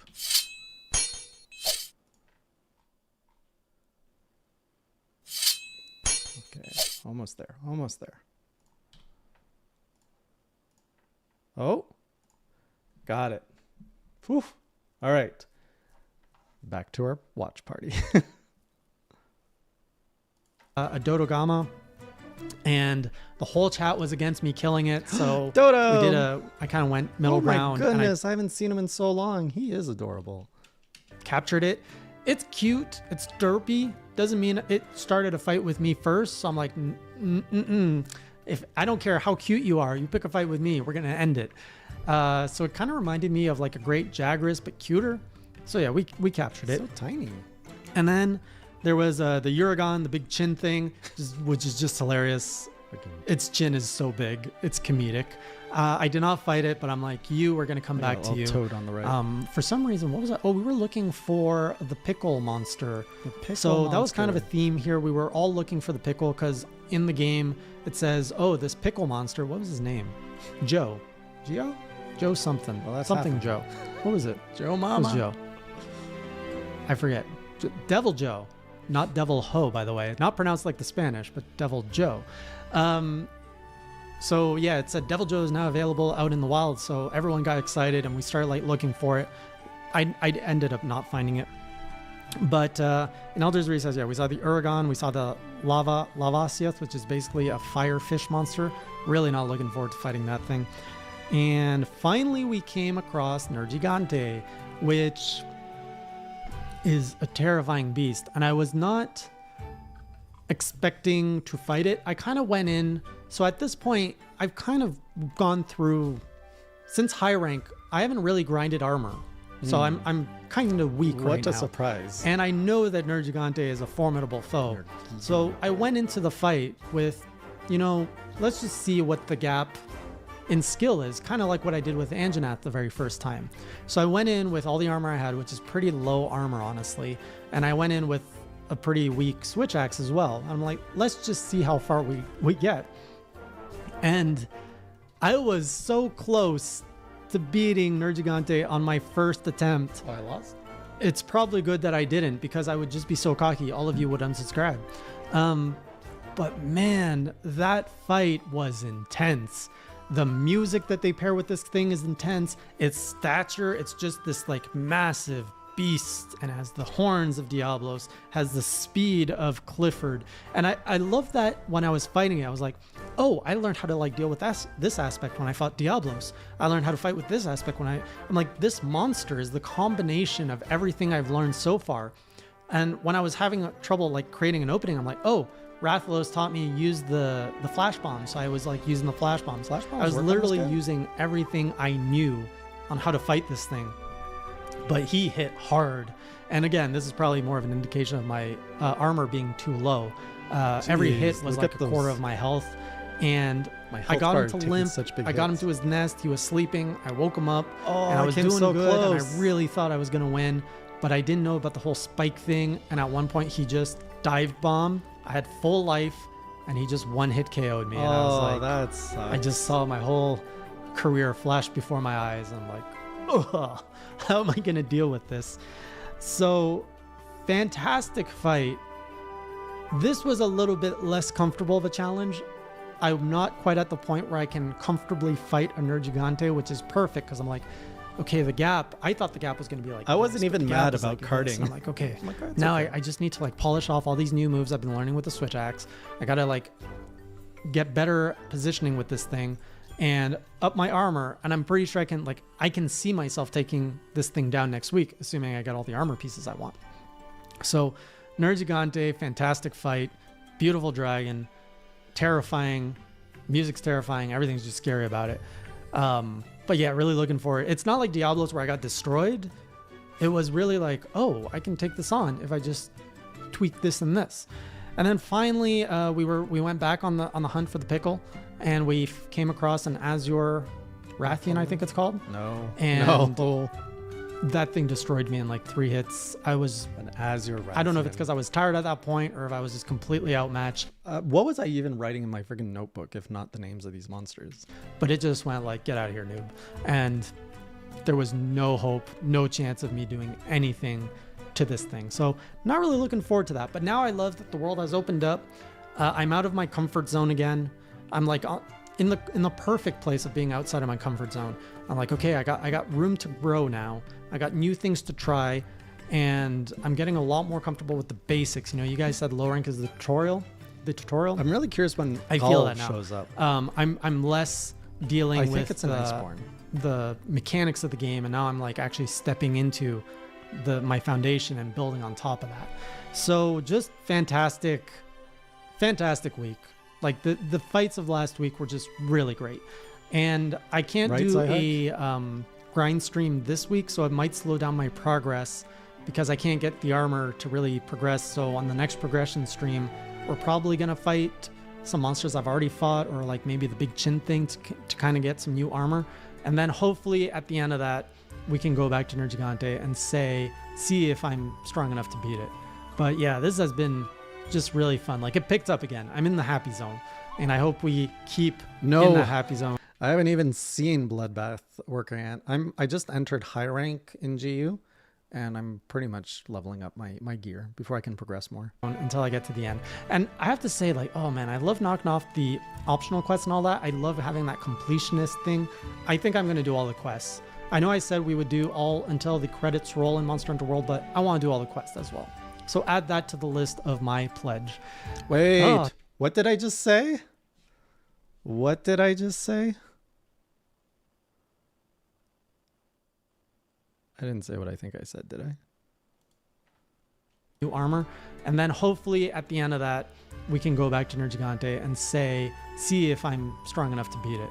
But yeah, this has been just really fun. Like, it picked up again. I'm in the happy zone, and I hope we keep in that happy zone until I get to the end. And I have to say, like, oh man, I love knocking off the optional quests and all that. I love having that completionist thing. I think I'm going to do all the quests. I know I said we would do all until the credits roll in Monster Hunter World, but I want to do all the quests as well. So add that to the list of my pledge. Oh, that's a lot of stuff, but that was exciting. As usual, if you want to see any of these streams and you don't use Twitch, I always put them in an unlisted playlist on YouTube. Nobody which you can caught find, that? as a comment below. Otherwise, I'll see you next week, and until then, keep it classy. Dear Journal, today I saw the infamous pickle. It was so long. No, I did not beat all the quests, not even close. True, if it's only base world, I didn't say Iceborne, I just said base world, that's doable. And so big. I couldn't believe it. It was scary at first, but after a while, it seemed like I could actually do it. I could actually beat him. It was weird though. The longer I played with it, the harder it got. Oh my God. It got really weird when it got angry and turned all bulgy and red. I don't understand the hype around this pickle monster. Maybe it's because, and I'm gonna be blunt, it just looks like a big green dick. Pidgey hunts. Welcome back to another Monster Hunter Journal. This is where I go through I finished Rise Ballbreaker, but not Sunbreak. Monster Hunter World, my first Monster Hunter game for the first time, and document my entire journey. If you're up for that, be sure to subscribe and like the video and follow along the story. This week, we had some big steps. We broke last week's wall, we took on some legends, but I have to say, because I didn't do my grind stream over the weekend, it feels like I didn't make as much progress as I usually do. So this week was a little bit of grinding for half the stream, and then we took on 3 new monsters this week. So I got to fight Uragan, I got to fight Nigel once again, and we ran into the infamous Pickle, the Devil Joe, as everybody has been saying, ho ho ho, I can't wait until he fights Devil Joe. Well, I fought him, and I beat him, so how cocky should I be about this? But I'm going to try to stay somewhat humble as best as I can. We're going to leave that towards the end. But let's get started with starting up. So last week, recap, we fought Nergigante, and we being me, got destroyed. It wasn't completely unexpected. In fact, I did a lot better than I thought because I was under equipped. I went in with no preparation, no understanding what this monster was capable of, and I just did not have a really good armor set.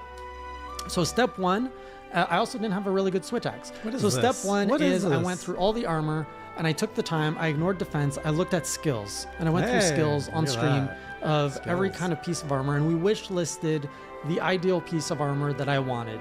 But basically, when I had all that, we also picked a switch axe, something that I could grind out quick. So I know a lot of people are saying like, oh, get Rathalos this, or yes, you did, Firelord. It's still in my room. Odo this. It was probably the better option, but honestly, I did not want to do a grind stream on a Thursday, And I knew that I am not at a point where I can grind Rathalos and all that very easily. So that's why I opted out for a lot of things that use the Great Jagras set. Because A, the skills and the switch axe of the Great Jagras are actually quite good for what I was looking in comparison. And B, I can grind out Great Jagras pretty quick. And in fact, we killed him so many times, the Great Jagras is probably terrified of me when he sees me come into the forest.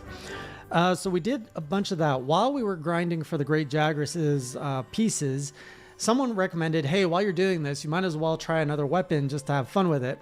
And I was like, oh, I had a lot of fun in Monster Hunter Rise's second playthrough, which, preview alert, I'm going to have a second impression of why I will probably buy Monster Hunter Rise. That video is going to come out sometime. I still wasn't sold on it. Soon. Anyways, in Monster Hunter Rise, I was really, I found the longsword really cool, and especially after seeing someone play it, that you can like sheath it and like pull it out. I was like, okay, this is samurai gameplay that I wanted the first time I played the demo. So I'm like, how does it play in World? So went into a few Great Jagras fights with the longsword, and at first, yeah, it's unsatisfying when you don't know what to do. You're hitting Y and B, aka the top button, the right button, and you're just like going boop, boop, boop, or like poke, poke, poke. But then you start like you learned. I haven't learned anything. I've learned that I am a natural evolution of this guy. That's about it. Using the trigger button, and that's when you're starting to do like these whooshes and stuff, and that's really cool. I couldn't do a sheath, but I could do like the trigger and the B, which like steps back and then like does a huge like swooshing arc from like the side. Felt very Sephiroth like. That move and all of that felt fantastic. I love that stuff. It just kicked me. Now, there was another move. I was kind of like trying to do combos as I was going, and there's one like I learned that you have to like fill the sword gauge, and then you can unlock like some kind of like Bushido mode or something. And there's a part where like you can just go like you like slice the air, and there's like a resonation, and then you can like jump and like bring down the sword again, and it just creates like shockwave and destroys everything. I'm like, remember, Nero, I used to have, what a place to pause. I had all my organs at this point. Losing my gallbladder clearly made me a worse player. oh my goodness. I think I love this, but then everyone's like, don't do longsword. There's so many longsword streamers out there. That didn't affect me as much as when I spoke to a, what do you call it? A Wyverian, like an old hermit cat thing. It's not a cat. It's a guy with long ears. What am I talking about? And I was in the desert, Wyverian. and I talked to him, and he was like, you are a switch axe user. That is the 10th most popular weapon. The most popular weapon is a longsword. I was like, oh, really? The longsword is what everybody likes to use? Okay, I'll stick with my, Good old helm splitter. switch axe that no one seems to like. Oh, and they're like, the hunting horn is the worst of the is the least favorite of the weapons. I was like, well, we all knew that already. But I didn't know the switch axe ranked so low. I lost my gallbladder. It's the thing that helps you digest. In the Monster Hunter World weapon guide. So that was a lot of the beginning of the stream, a lot of that grinding. Once I got some of all of that armor kind of bumped up, we also got a bunch of orbs in them, so my defense went up. We went after our first new monster of the week, which was Uragan, aka Jay Leno, aka Big Chin. This guy was, I forgot that he kind of had the what do you call it, the bagel effect, where like he drops the mines. So he was basically like the last rolling monster, but now he's dropping off bombs everywhere, and he like crouches and pulls out a hot sauna on you, which is really unappreciated because it hurts. So overall, it was a fun fight. I actually thought of a hot sauna when I first saw his gas. I like fighting big monsters. The bigger they are, the better. Except the pickle monster. He was too big. I couldn't do anything. He was just too high. So he was fun to fight. He got a little annoying at the end when he was just like there's a certain charm in little noob Jay. Rolling, and I didn't know how to stop him from rolling, so I was just like, okay, run this way, no dodge, okay, run. And then it was just like a matter of getting those final hits on him. That was kind of a pain to get. But we did it. And then I was getting ready for my huge rematch with Nergigante, and everyone's like, no, go for the pickle. And I was like, all right, if this guy is such a big deal, let's go for it. Let's go see what it is. And we pretty much narrowed it down to, okay, we're in the forest. There's an unknown monster that spawned there. It has to be him. So I went out and saw it.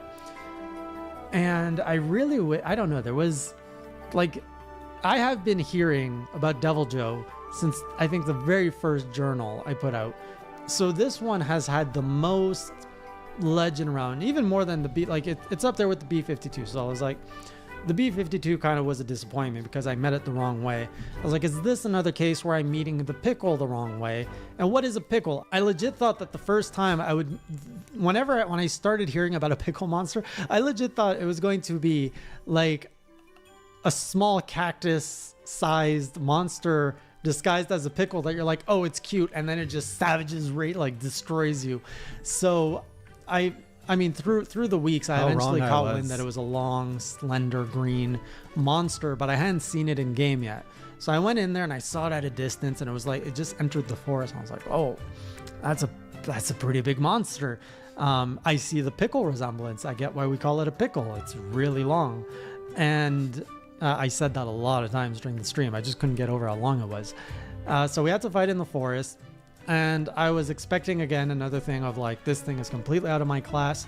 I'm forgetting that I think I'm like I'm not in the end game, but like I'm in the later half of the game. So I don't think we're going to ever get to a point again where there's that gap of like when I met Anjanath for the first time and I didn't even know how to like use items and my weapon. Like that skill gap was massive. So the first time I hit Anjanath and I didn't know what to do, that was terrifying. So I'm always expecting that skill gap whenever I approach these legendary monsters. And I was surprised that when he hit me, it didn't do as much damage as I thought. I was like, okay, I'm going to start like smacking it around. I was like, hey, it's been 5 minutes and I'm not dead. And that's when like hunter mode engaged. I was like, I'm going to kill the pickle. I'm going to go for this. And like, just to tell you how unprepared I was, I went into that fight without eating because I'm like, I'm not going to waste some food. I'm just going to see what it is. I'm going to poke it and then I'm going to run away. That. But I was like, no, I think I have a chance here. And then I just started like going after the pickle, and I was learning to like lean towards him, which we learned from Diablos. And then he got like red and bulgy, and I was like, oh my God, the innuendos are just, there's so many of them.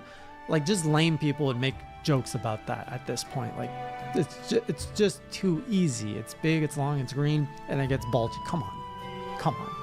So that mode was intimidating because now it was unappealing. It was clearly enraged, and it was just like being extra aggressive. It's so high and so tall you can barely reach it. It just like jumps near you and you're constantly stunned. I honestly don't know how I beat it, but I guess I managed to dodge enough times and land enough hits. I had my new axe at this point. So my switch axe got a massive upgrade from the one I've been using for the last few weeks. So there was that. I was dealing more damage. I don't think I was using the switch axe properly. So last week I started using sword mode a lot more. Now I'm using sword mode too much that apparently I was like causing myself to have this like recharge thing happen. So now it's back to kind of finding that delicate balance of switch and axe. And I think maybe the pickle monster was the first time I was like trying to find that balance. Anyways, it was a decent dance, but it didn't feel as triumphant as, let's say, Diablo or Anjanath. Then he was limping. I was like, can I capture this thing? And I'm like, trapped. I was trapped. And I was just like doing the whatever, the intoxication stuff. What was it called? Tranquilizers. And down he went. I was like, oh my God, I just captured the pickle. I fainted once, but I couldn't believe it. And last week, Gaijin Hunter came into the stream. He's like, ha ha ha, I am Gaijin Hunter. And I'm sure he does not sound like that. I know he watches these journals, so apologies. I'm not trying to mock you, but I'm trying to like say how great you are. So Gaijin Hunter comes in and he's like, if you face the pickle and if you can actually beat him on your first try, I will give you a pickle trophy. Introduce himself like that. And I was like, oh my God, a pickle trophy from Gaijin Hunter. I need that, please. So when we fought it and I actually captured it, I'm like, oh my God, Gaijin. And actually a lot of people in the streamers like went to Twitter and they're like, Gaijin, yo, hey Jay, a pickle. And he came into the stream and he gifted me the pickle. This is terrible. What is this pickle's name again? Devil Joe. He gifted me a Devil Joe statue. Unfortunately, it only unlocks in Iceborne. So these are statues you can buy as DLC and you can put them in your room. So I don't even know what it looks like. But when I get into Iceborne, Gaijin, which I absolutely must now, I will have my own Gaijin Hunter donated Devil Joe monster to commemorate one of my highlights. And on this entire journey, that is a highlight. That is one of my greatest highlights, that Gaijin Hunter came.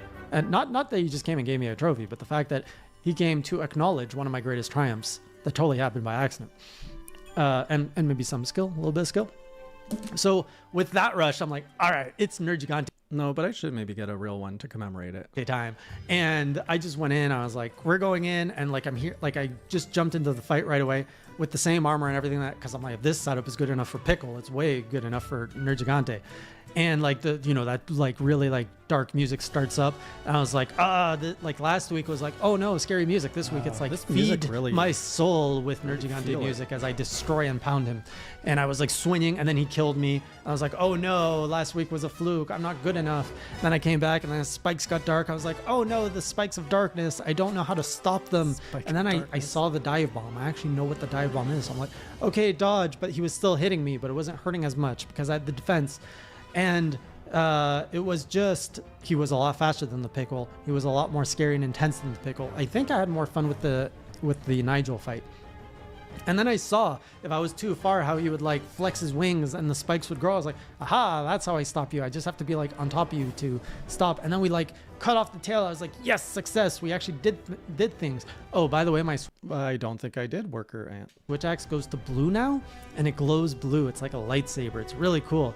So just having that axe is just so much better. And anyway, so we kept fighting it, and then I killed it, of course, and like destroying 2 monster gods in my like little Monster Hunter universe just felt amazing. And I was like, yes, this is a rush. Let's go. This is why we play this game.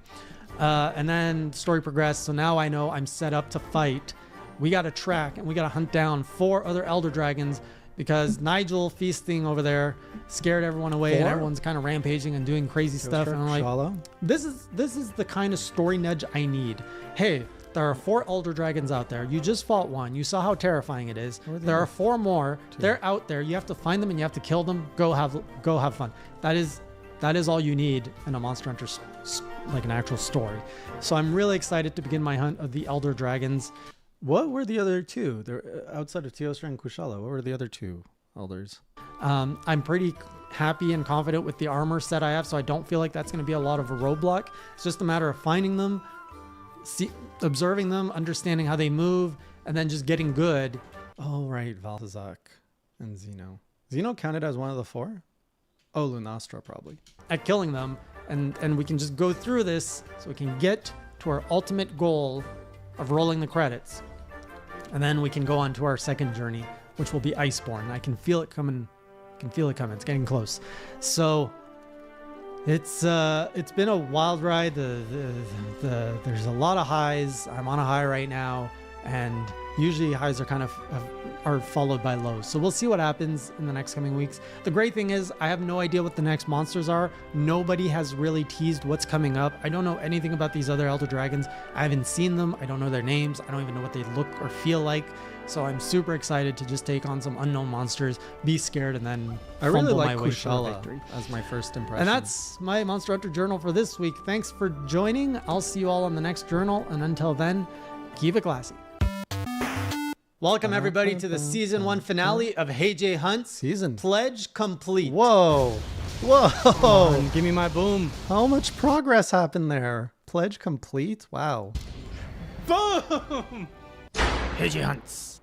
Welcome back to another Monster Hunter Journal. For those of you who have been following this journey since the beginning, what a wild ride it's been. It's been exactly 10 weeks since I've made a pledge to play through until I hit the credits of Monster Hunter World. And here we are wrapping up on journal number 10. I couldn't have asked for a better number to hit it, but it happened. I was not expecting it to happen, but this week I saw the credits, which means I've fulfilled my pledge. Now, before we get into this week's progress, because this has been one of the most momentous streams I've ever done. I couldn't get over just how much progress I was making.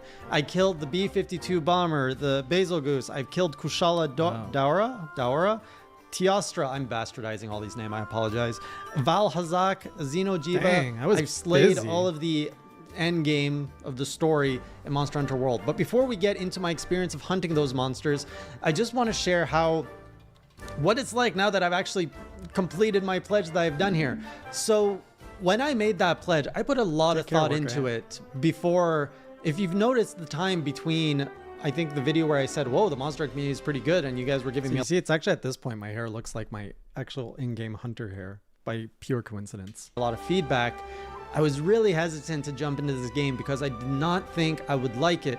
And even though I could see myself playing through a game even I didn't like, just to complete, just for funsies, to like really get it, I was expecting to not enjoy this game and for this journey to be a little rough.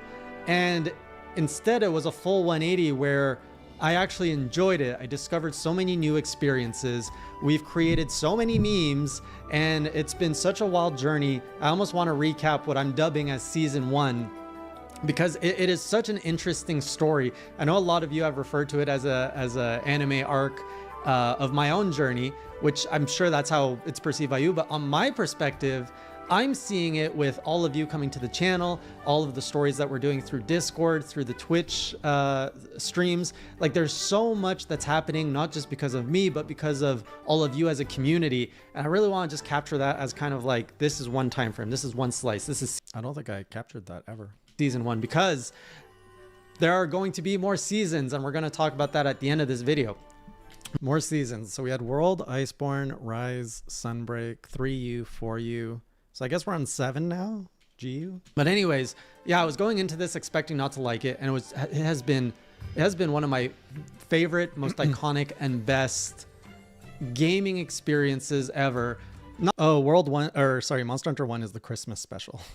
It's not a season. Not because of the game, but because of the fact that there was this massive community that we could create stories with. And I hope to do a lot more of those with all of you. So let's get into this week's stream, starting with, so I was going into this week's stream. Where did we leave off last time? Last time, I'm trying to remember. I think last time I had finished Nergigante, and it's like, all right, there are elder dragons everywhere.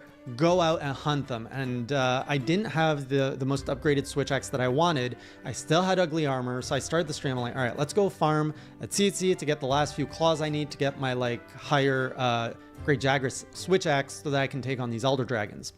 And I did an expedition, Great Jagras an investigation to take on all these elder dragons. You're right. Which had I him was using that one. and Basil Goose in it. And I was like, oh, this is perfect. It's going to be a good warm up. I have yet to actually kill Basil Goose. We had that first encounter with him, but I never actually killed him. I ran out of time. So in this setting, I understand he has a little bit less HP, but still on this map, I was fighting a Tsitsi, Basil Goose, and or Basil Jews, I don't know. And Basil we had Goose. the Odo, which was actually, I don't know why he was on this map. It was the first time I saw him on this map.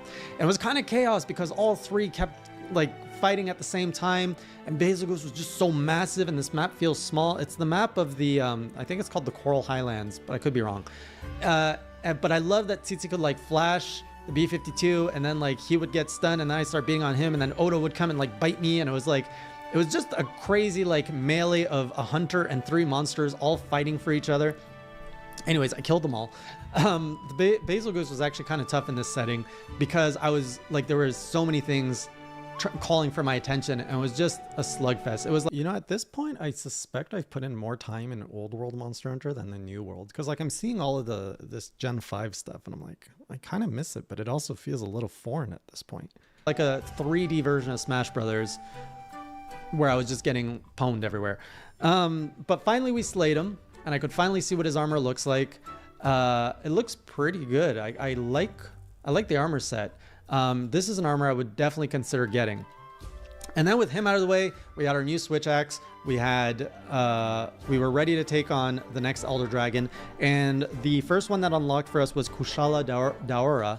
And I have to say, I think this is my favorite Elder Dragon so far. Ooh. It's a beautiful, Big claims. beautifully designed like dragon. It's got the steel body. Hate its tornadoes. So it's like this dragon that does the wind stuff, but it projects its attack so clearly. I really had no troubles fighting it. It was the first dragon monster I actually saw, to be fair. Only thing that got in the way were its tornadoes, where sometimes it would be like behind a tornado and I think I'm more biased towards Teostra now. really cramped spot, and I couldn't get to it. But throughout the whole fight, I felt challenged, but I also felt like I was in control of the fight. I didn't cart at all on this one. and it was just a fun Although Gogmazios is a favorite too. fight. Like there was even a place where I had like some toads. I was trying to kick the toads to get the dragon down, and I didn't have enough flash pods. I was not using my flash pods effectively. So basically I learned when it does the tornado, it comes out of the tornado. I miss these toads. I love that you could like, you know, not just fight the monster one-on-one, but that you could actually use so many environmental hazards to help you in your fight. You want to flash it, bring it down, and then you can hack away at it. But otherwise, it was just a really fun dance with Kushala. Kushala was my favorite of the end game. Way less intense than Nergigante. Nergigante is just so aggressive and so on you. I'm like just panicking all the time. But as a Switch Axe main, Kushala, fantastic fight. Beautiful dragon. Love everything about it. The armor set for Kushala was all right. I was expecting something a little bit better that more resembled its own skin. What we got was something that I'm just like, oh, okay. I don't really feel much out of this. Next, the second Elder Dragon that I got to fight was Teostra. Beautiful, again, beautiful lion. I love the face of Teostra. And this fight, I think, was the most difficult, one of the most Look at my weird armor set. difficult Elder Dragon fights I had, barring Nergigante, which was like a new wall. Just the fact that I had to fight this thing around lava, I was constantly being burnt. Not proud of that armor set. Keep in mind, Like I said, I've never actually reviewed these supercuts, so they may be faulty. I was trying to get through the base world. Well, I always play all my games quickly, so I wasn't about grinding and optimizing my armor. I would always go and fight a monster first, and then if I had issues, I would go back and refine my armor. Some things don't change. In this case, Teostra, if I would have died to him a few more times, I definitely would have went back, grinded some fireproof armor to fight him, because it was just disgusting how often I was getting burnt. And he has this like supernova attack where the first time I'm literally standing there just like admiring its beauty, and then it just goes boom, you fainted. And that was my one and only card. I hope the whole video isn't unsynced from this point on. With him. The rest of the time, he was just burning me constantly, and there was explosions happening all around me, and I was constantly getting like just sent around into the lava, and then he was like making craters happen. That was a challenge that was a little bit uncomfortable. Like it wasn't a comfortable challenge like Kushala, so not my favorite fight, simply because I'm aware of that as I hark. I don't think I was prepared. If I had to go back and fight it, I would grind out probably a Rathalos armor set, or and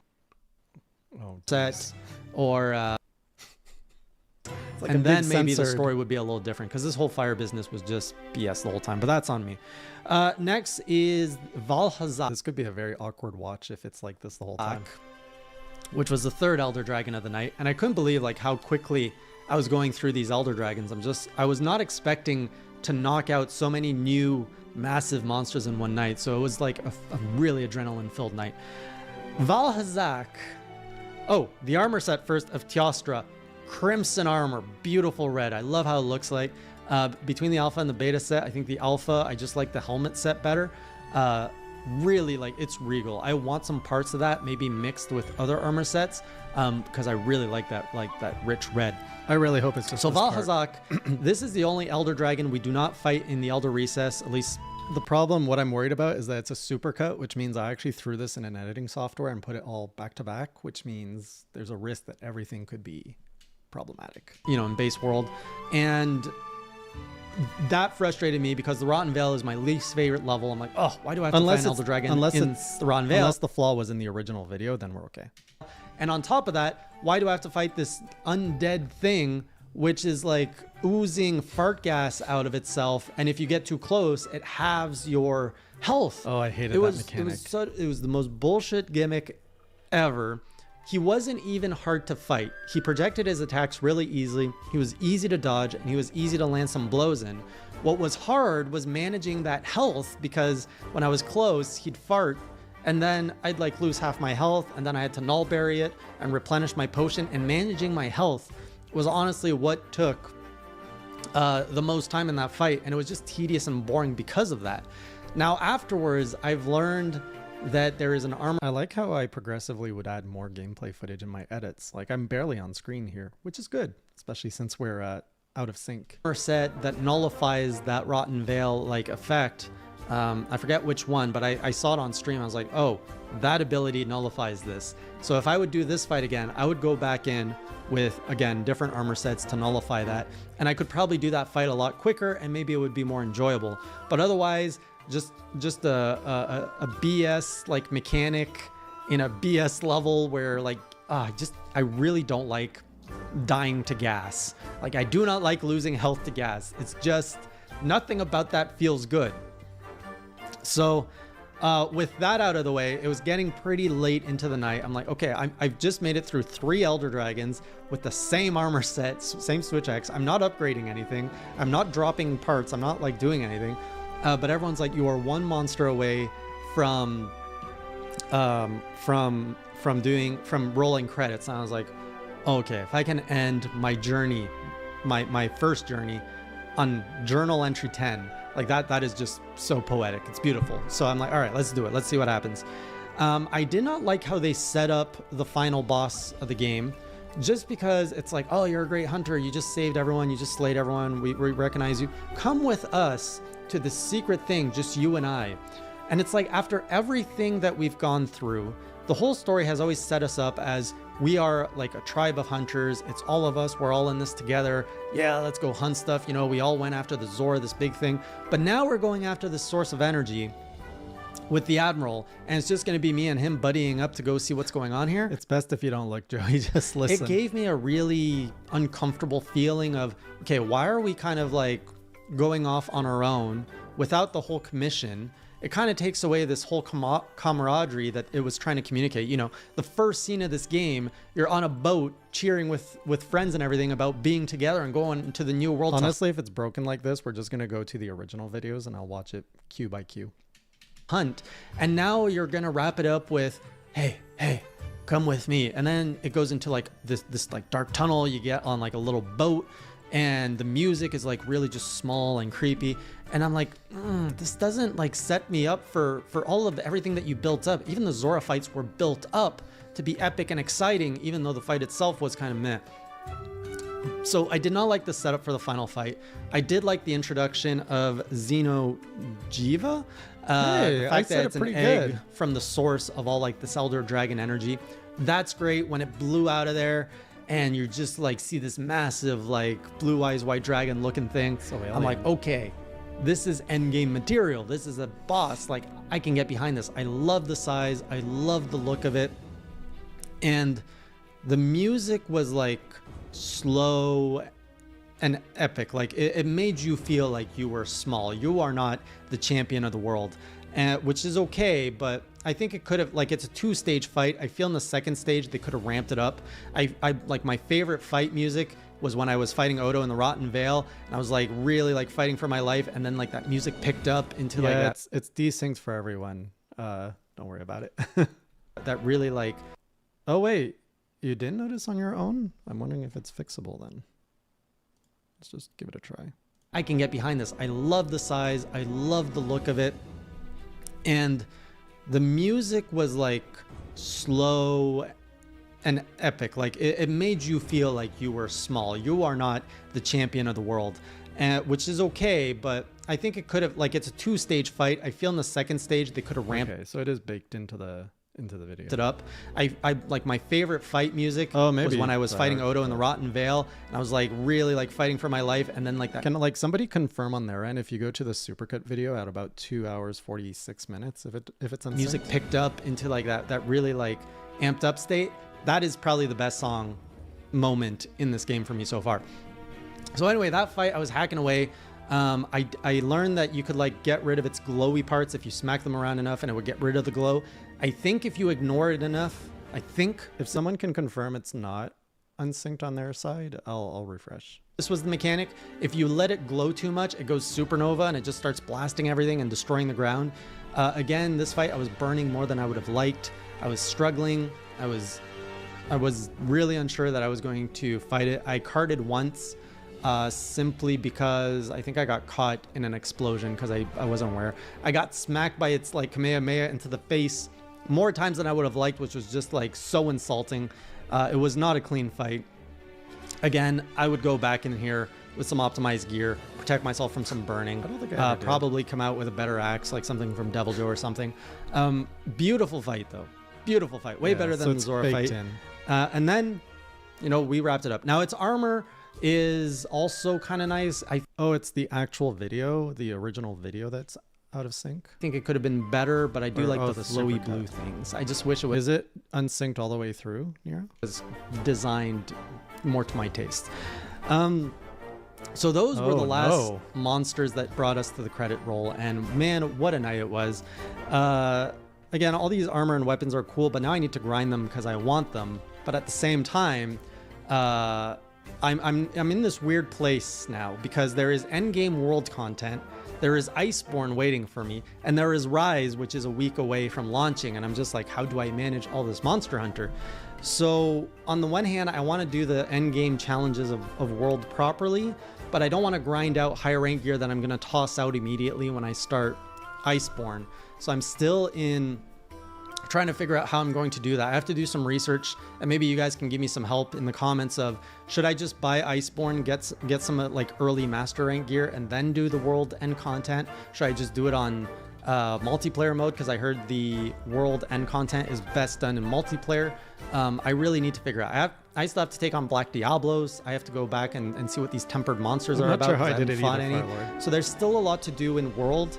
I'm not going to. I consider that kind of side content. I'm still going to do it and cover it in a journal, which is going to be like a season 1 bonus journal, if you will, or bonus journals. But I'm eager to start Iceborne, and right now we're looking at probably starting Iceborne this coming Thursday. Just before Rise, we're going to start the season 2 of this Hunter journal with Iceborne. And because I can't decide to do Iceborne or Rise, you know what? I figured, oh, let's get on this train. We're going to do both. So we're going to do Monster Hunter Rise on Tuesdays and Monster Hunter World Iceborne on Thursdays.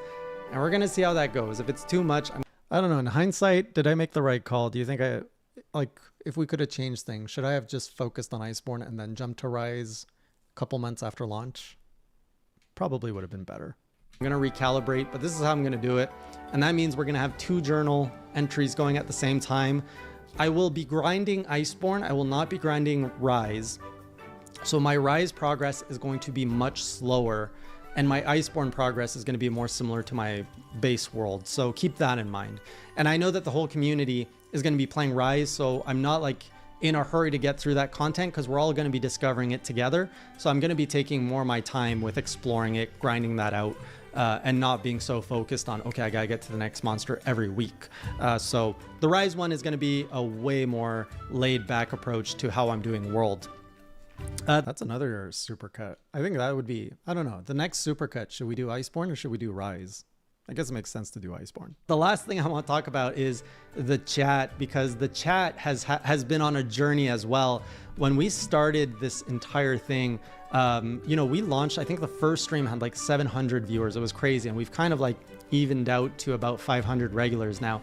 And the chat was very helpful in the beginning, but now there's been kind of this division of Twitch chat where you have those who are very eager to help or troll, I don't know. And they're actually giving me a lot of tips on how to beat a monster before I even see the monster, or they're very eager to like share all information, which a lot of people are considering spoilers. And then there's the other side of the chat, which is fighting that side of the chat to be like, quiet, quiet.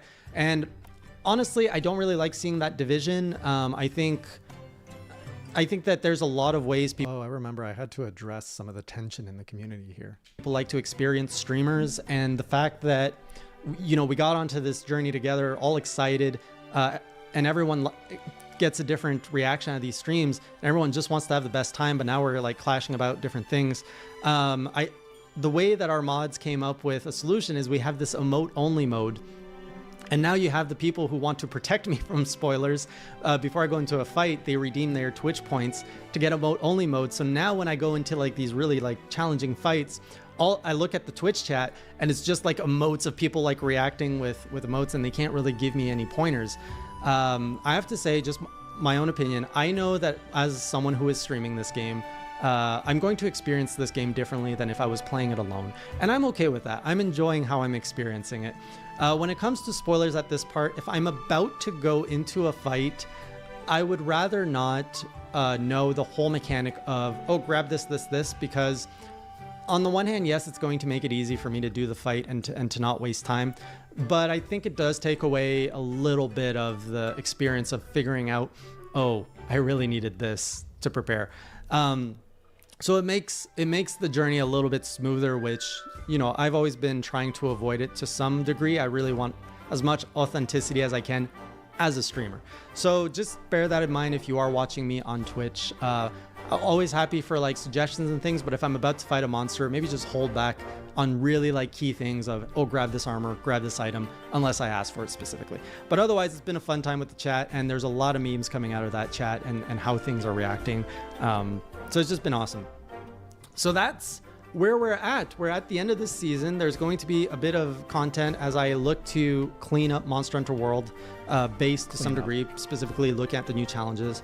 But we're a week away from starting Iceborne. I'm so eager to try this because every Monster Hunter World fan I know talks really highly about Iceborne as being like, this is premium Monster Hunter content. It apparently doesn't compare at all like World. And I'm really excited to start Rise alongside everyone and see what it's like to be in a community that is developing and we're all learning and experiencing this together. So the fact that now we're going to have 2 journeys going, it's going to be crazy. For those of you who don't watch Monster Hunter content here, I don't think you're watching this part of the video anymore. But it's my non-Monster Hunter streams are going to come back eventually. But for now, this is a Monster Hunter year. I mean, we got 2 new Monster Hunter games coming out this year. There's just, it's the year to do it. So let's just do it. Yep. Otherwise, guys, I'll see you on season 2 of my Hunter Journals, or Hey J Hunts. And until then, as always, keep it classy. Oh, and one more thing. I pledge to hunt every monster in Monster Hunter Rise and Iceborne. I really hope it resyncs. Oh, there's the pledge.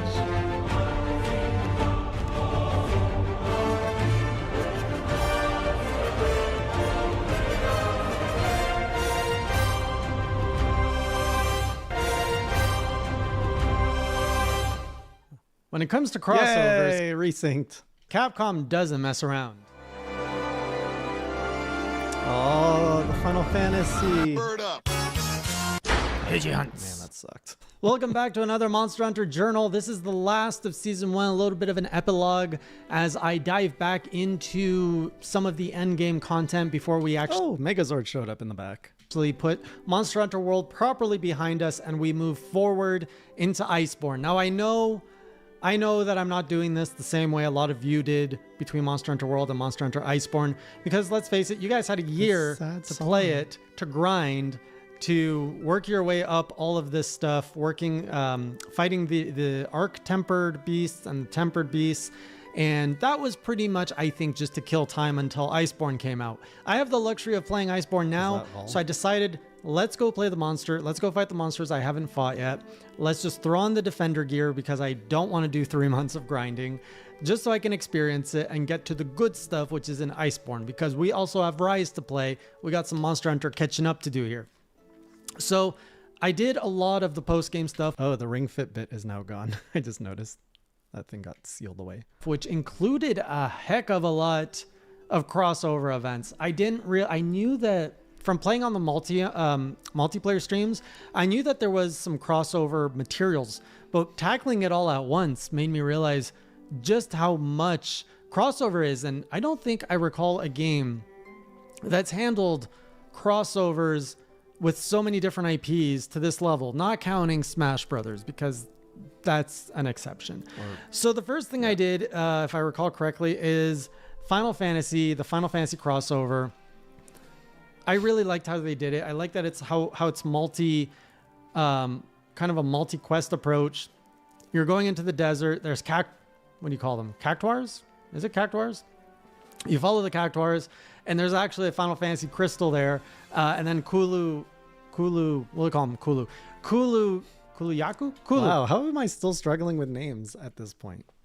he tries to steal the crystal, and the more he's running around, then there's the Chocobo song, and he just keeps growing. Like, all of this Final Fantasy was just punching me in the nostalgia, and being in a Monster Hunter world, I'm just like, what? It honestly, Joey, feels like Rise Sunbreak was a little bit of a holdover. Like, it doesn't feel like it got the same amount of love and attention as World Iceborne did. Is going on? There's like, the wires are crossing, the beams are crossing. Turns out Giant Kulu was harder than I thought. I kind of took him a little lightly, but the bigger he So got, Hall the never more edited pain anything he in the dealt world. out. And I think I carded once on him, which was a little embarrassing. But in the end, we got him, and that brought out the Moogle. Now we have the Moogle in our world, which is just all sorts of weirdness to me. And of course, we got the Behemoth bot. I did my council pledge that I did, like, it wasn't a pledge, it was a bet. So I did a bet with the council. By the way, for those who don't know, it's time to talk about the council. So the council is this group of viewers who have assembled in Discord and have somehow assembled themselves and called themselves the council, and now they live to, I'm not sure if they live to help me or to troll me or a little bit of both, but either ways, they live in the dark corners of the Hey J Discord. So anyways, they made a bet with me after doing a presentation as to why they would go to war with me or something. This was the presentation that got all the job, basically. And I said, look, if I can slay Behemoth naked, I get ownership of the What? council, and we're going to name it the Classy Council.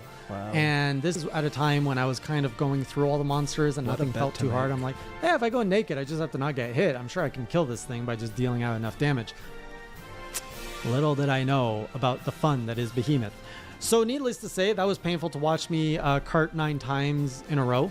And then finally, I'm like, all right, let's squat up. Let's get some armor. Let's kill the Behemoth. And this thing is just terrifying. And It's the big, fact that they built has a one of the whole monster for a crossover is very ambitious. most epic intro scenes as it like crashes into the Elder's Recess, and it's crazy. The tornadoes it's doing, the attacks, the swipes. You know, I'm just realizing now, around this time is when Monster Hunter started dabbling into these like portals. And, you know, we have the portals in the film that came out around this time. All of these crossovers are explained by portals. Monster Hunter now has portals. I'm wondering if they were actually thinking or wanting to lean more into that whole portal thing for the franchise. In multiplayer, it wasn't so bad because now you could have someone distract the face, smack it on the face, interrupt the tornadoes, and all you have to do is really watch out for its meteor attack, which wiped me out, I think, twice anyways. So it was still a hard fight, but we got it, and I got to see the armor. The armor is really awesome. It's a high level of bullshit. Like the whole fact that you can have Meteor. Now, I heard that before, it sounds like they patched this. It sounds like Meteor used to wipe you out wherever you were on the map, unless you were hiding behind a rock. There's one place I was like running, trying to catch up. I saw he was casting Meteor and I didn't have time to find a rock, so I just avoided the area and I didn't die. So that sounds like it's mercy compared to the beginning of this whole crossover. But either way, it was really cool to see some Final Fantasy in my Monster Hunter world.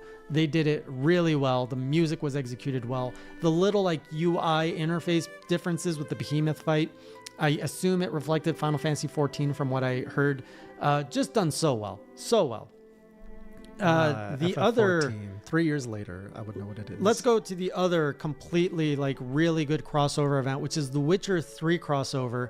Similar thing, Stupid but very monster. different approach. I like how they had such a unique approach to the crossover. So with The Witcher 3, you have Geralt, who shows up and there's like this little creature and there's some mystery stuff going on in the woods and you have to go explore. And the fact that you can play as Geralt and you have like his fire I really attack, struggle with my G's. and I went in with just the base sword, so I learned it was a sword and shield mechanic.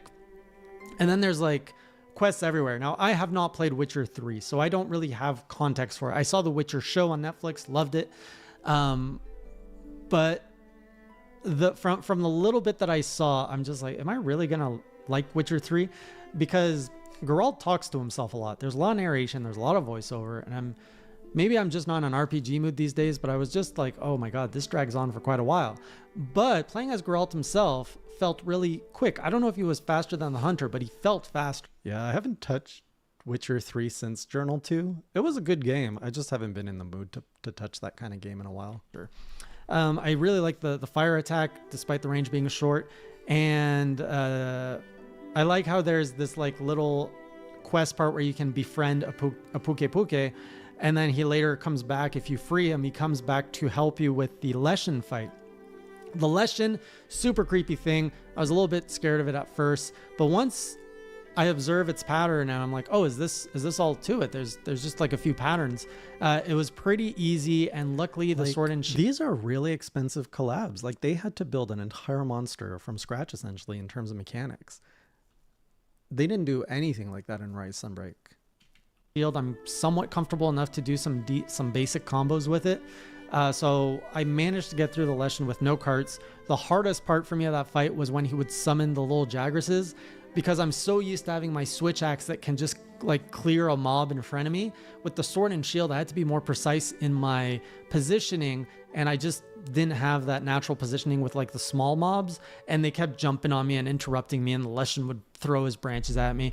I came really close to carding a few times, but in the end, I did it. Unfortunately, my Puke Puke died in the battle, so I did not unlock the secret super item, which is I don't know. We did not. I don't know item. Get all the quests. I don't think I will do it again unless I'm really itching to complete this thing. I did unlock. Now my hunter can use the fire spell, which is cool. I'm not going to use it. I heard it sucks, but just want to say, really well done in the crossover. Now we did a few crossover events with the multiplayer, so I really wanted Classy to be able to don his Mega Man suit. So we did the Mega Man event quest, which is you like kill a little Odo and then you kill a big Odo.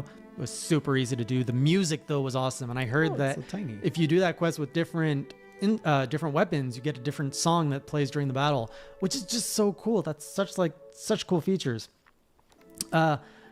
After that, there's the Devil May Cry, so I want to see like the Devil May Cry outfit, so we did that. That too was kind of not that special. You just fought all the red beasts, but the outfit looked good. I think there was a special Devil May Cry music, but I haven't played that franchise, so I can't really speak much to it. At that time. And then we did some of these post-game creatures, including Lunastra. Oh, Lunastra.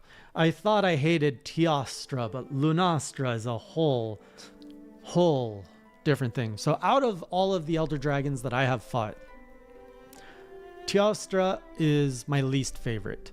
What? First of all, he's in a fire Whoa, I am shocked I said that. pit. He does all this fire stuff. I just hate it. I was always on fire. I was always getting tripped. Now, when you fight the Lunastra, at least you go and fight the Teostra in the desert. So you remove that element of being in a volcanic atmosphere. That made the fight a lot more enjoyable to me. But then Lunastra, she not just has fire, but she has the wind that blows the fire, and she's fast, and she has a longer tail, and she is nasty. She's just nasty. She's so nasty. Like Nigel's even like, I'm GTFO. Like Nigel didn't even want to deal with her. I did not like this fight. It was really hard. Where is Lunastra? Is this Lunastra's introductory game? What other game is she from? I did not manage to do it solo. I did not have the patience to do it solo. So we brought in multiplayer, and as a multiplayer group, it was a lot more manageable. And then we killed it again for a few more things. So I finally got the temporal mantle, I think is what it's called, which has been pretty useful so far. But man, I do not like Lunastra. Like, it's just not fun. I just don't enjoy fighting that thing. So I don't want to fight it ever again. But I probably will have to in Iceborne, I think. Then I did want to try a tempered monster, and we decided at this point I was doing multiplayer, and I unlocked the double B-52 bomber quest with Basil Goose, and they were both. I like how I picked the like sad slow music for the final journal like this. Tempered or arc tempered, I'm not sure what the proper terminology is. Probably tempered. So I'm like, all right, let's try a tempered monster. As a group, they really didn't offer much of a challenge. We managed to fight them separately for the most part. They didn't get to team up too often, and it didn't really feel like a harder fight. Keep in mind, there was 3 other people helping me, 3 other experienced hunters, but it didn't even feel like there was more health. Oh, when you have 2 in a map, I learned that their health is lowered, so maybe that was why. But yeah, it wasn't anything nothing that I'd be too crazy about. Now, I recognize there's a lot of challenge to this game that I'm skipping out on, the tempered and the arc tempered monsters. Oh, I completely skipped I could definitely go for them, but I feel it would be more of a frustrating kind of challenge than a fun challenge for my playstyle. It would be the same fights I've done with more HP, a little bit more aggression, and some new moves. And for some of those, I don't want to do that right now. So I'd rather jump into Iceborne and experience all the new stuff there. And Iceborne, I'm going to take my time with because, you know, with Monster Hunter World, I knew that at the end, I would skip to Iceborne. I would jump over to Iceborne. Now with Iceborne ahead of me, I'm not looking to jump into anything because I'm doing Iceborne and Rise at the same time. So I don't feel a rush to like get to anything. And also Monster Hunter World, I'd only pledged to get to the credits. Now with Iceborne, I said I will fight everything. It's a whole different pledge. And I'm also like, if this takes me a year, I'm cool with that. I'm just taking my time. I'm enjoying it. I've already started my season 2, my Iceborne journey before filming this. And I can't wait to share with you my impressions of Iceborne because, oh boy, what a fun first stream that was. Now I want to take a moment to really process this whole journey, and I'm going to try to keep it short. No, okay, that's from the early days. There's no way I did all this in 15 hours. The last 10 weeks of Monster Hunter World has been an incredible journey, and I can't imagine. Like, I'm so happy I did this. I'm so happy you guys came along because this has been such a fun journey. I went into this with that expectation of I was not going to like this game and it was going to be a grind to get through. And it turns out it turned into like this great experience, this great story arc with really like high moments when it came to either the memes, fighting Anjanath for the first time, dying to Anjanath for the first time. That was a highlight. The whole like Diablos arc was cool. And just kind of hitting those key beats of the monsters. The first time I came into hit up the B-52, Devil Joe, the Elder Dragons, Nigel, like all these things where it feels like it was such a journey. And in the end, after all of that, I did want to share the last statistics from season 1. So when it comes to monsters slayed, assuming I was keeping track of counts right, 63 monsters slayed throughout this season. 63? And I beat the game by only fighting 63 monsters. That is very low. And 29 monsters captured. Now that seems like a low number. Yes. That's about 100, close to just under 100 monsters. Just under 100 monsters hunted in total. And I think I played for 50 to 60 hours. So whatever that works out to for monsters per hour. In terms of failed quests, I was really expecting this counter to be higher. We ended up with 6 failed quests. Wow. That is very low. Diablos being one of them. And I think some of the events are the ones that bumped that number up. Forgot to Eat was only 8. I didn't know what eating was in Monster Hunter when I put that counter up. All these counters were recommended to me by the audience. I'm glad I did not forget to eat that much. And honestly, I don't see myself forgetting to eat that much. I'm surprised that number actually ended up being that. Faints, 46. Jeez. That number shot up so much towards the end game. There's so many BS quests that really launched that up there, like freaking Behemoth. That's a number that's in line with what I expected going into this, but I didn't realize it was going to be so impacted by the end game stuff. I thought I was going to faint a little bit more in the earlier. You know, originally when I conceptualized the counters, I envisioned them being way more integrated in my content. I wanted like weekly updates on social media of those counters. But unfortunately, like the counters have kind of gone to the wayside because they're just too hard to maintain, especially between 2 studios. Parts. And then when we started this season, we started with the handler cringe, which was a recommendation from the community. And turns out the handler is not cringy. Handler is not cringy. Meowscular Chef is more cringy than the handler. Whoa. And above all of that, standing at the top of Mount Cringe is me. So we had to change the counter to Hey J Cringe. And we ended up with about 11 Hey J Cringes since I implemented that counter, which was halfway through the season. Now it's going to go way higher than that in Iceborne. 11 are some rookie numbers. I'm going to be tossing that up. But that's where we are. We're going to be resetting the counter for season 2. So let's see how that's going to compare when we finish those up. I think all of the numbers are going to be much, much higher. And so I'll see you on the first journal in season 2 of Iceborne. And until then, keep it classy. Thank you so much for watching this first series of journals along with me. And don't forget, like the video, subscribe, and we're going to keep doing these Monster Hunter journeys. Take care. Oh, the trailer's in here. Hey, do you hear that? I was so proud of this. Is it the wind? No, that's not it. Is that?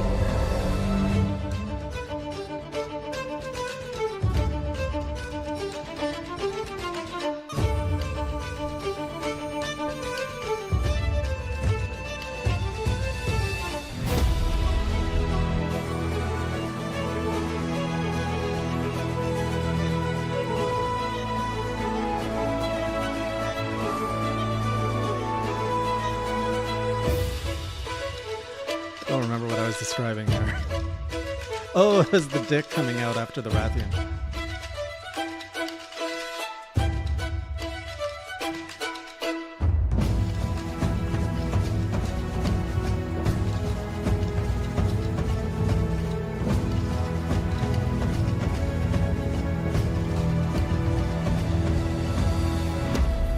The council watches on.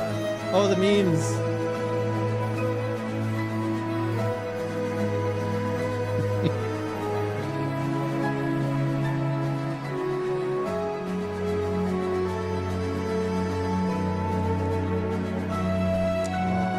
Tone lady.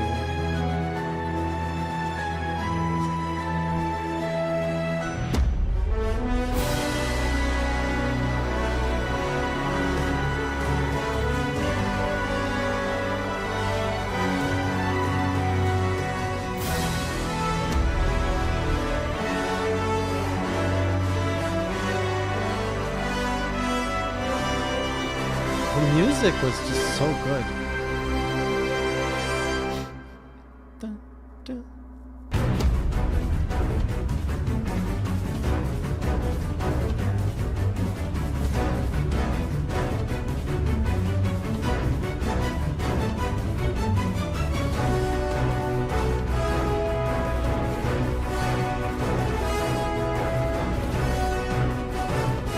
You know, it was very hard to match the hype of this music with clips of a guy sitting at a desk talking, but it's all I had.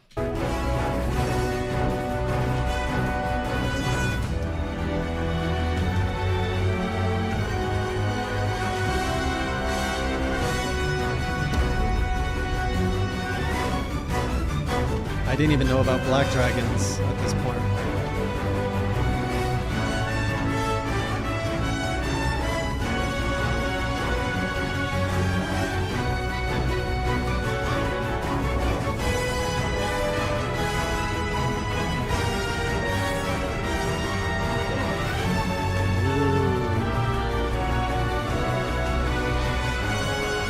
It's giving me goosebumps right now.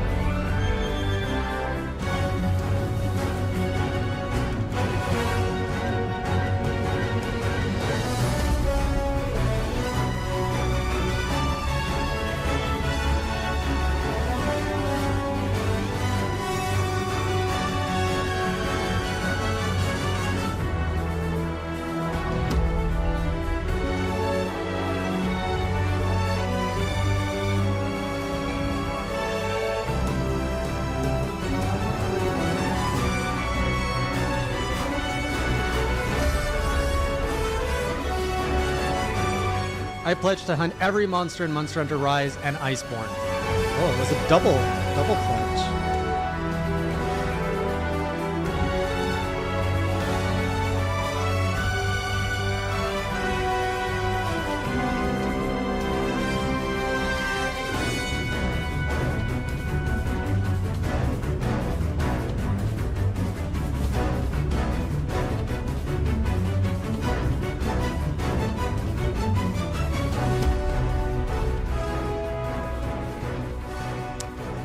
There we go. Season 1 done.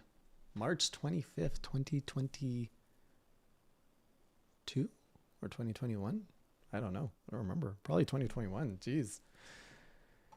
Well, that was fun. A lot of cringe. There wasn't as much that I forgot that I was expecting, but there were some surprises. Unfortunately, we uncovered a forgotten pledge, which that is not fun.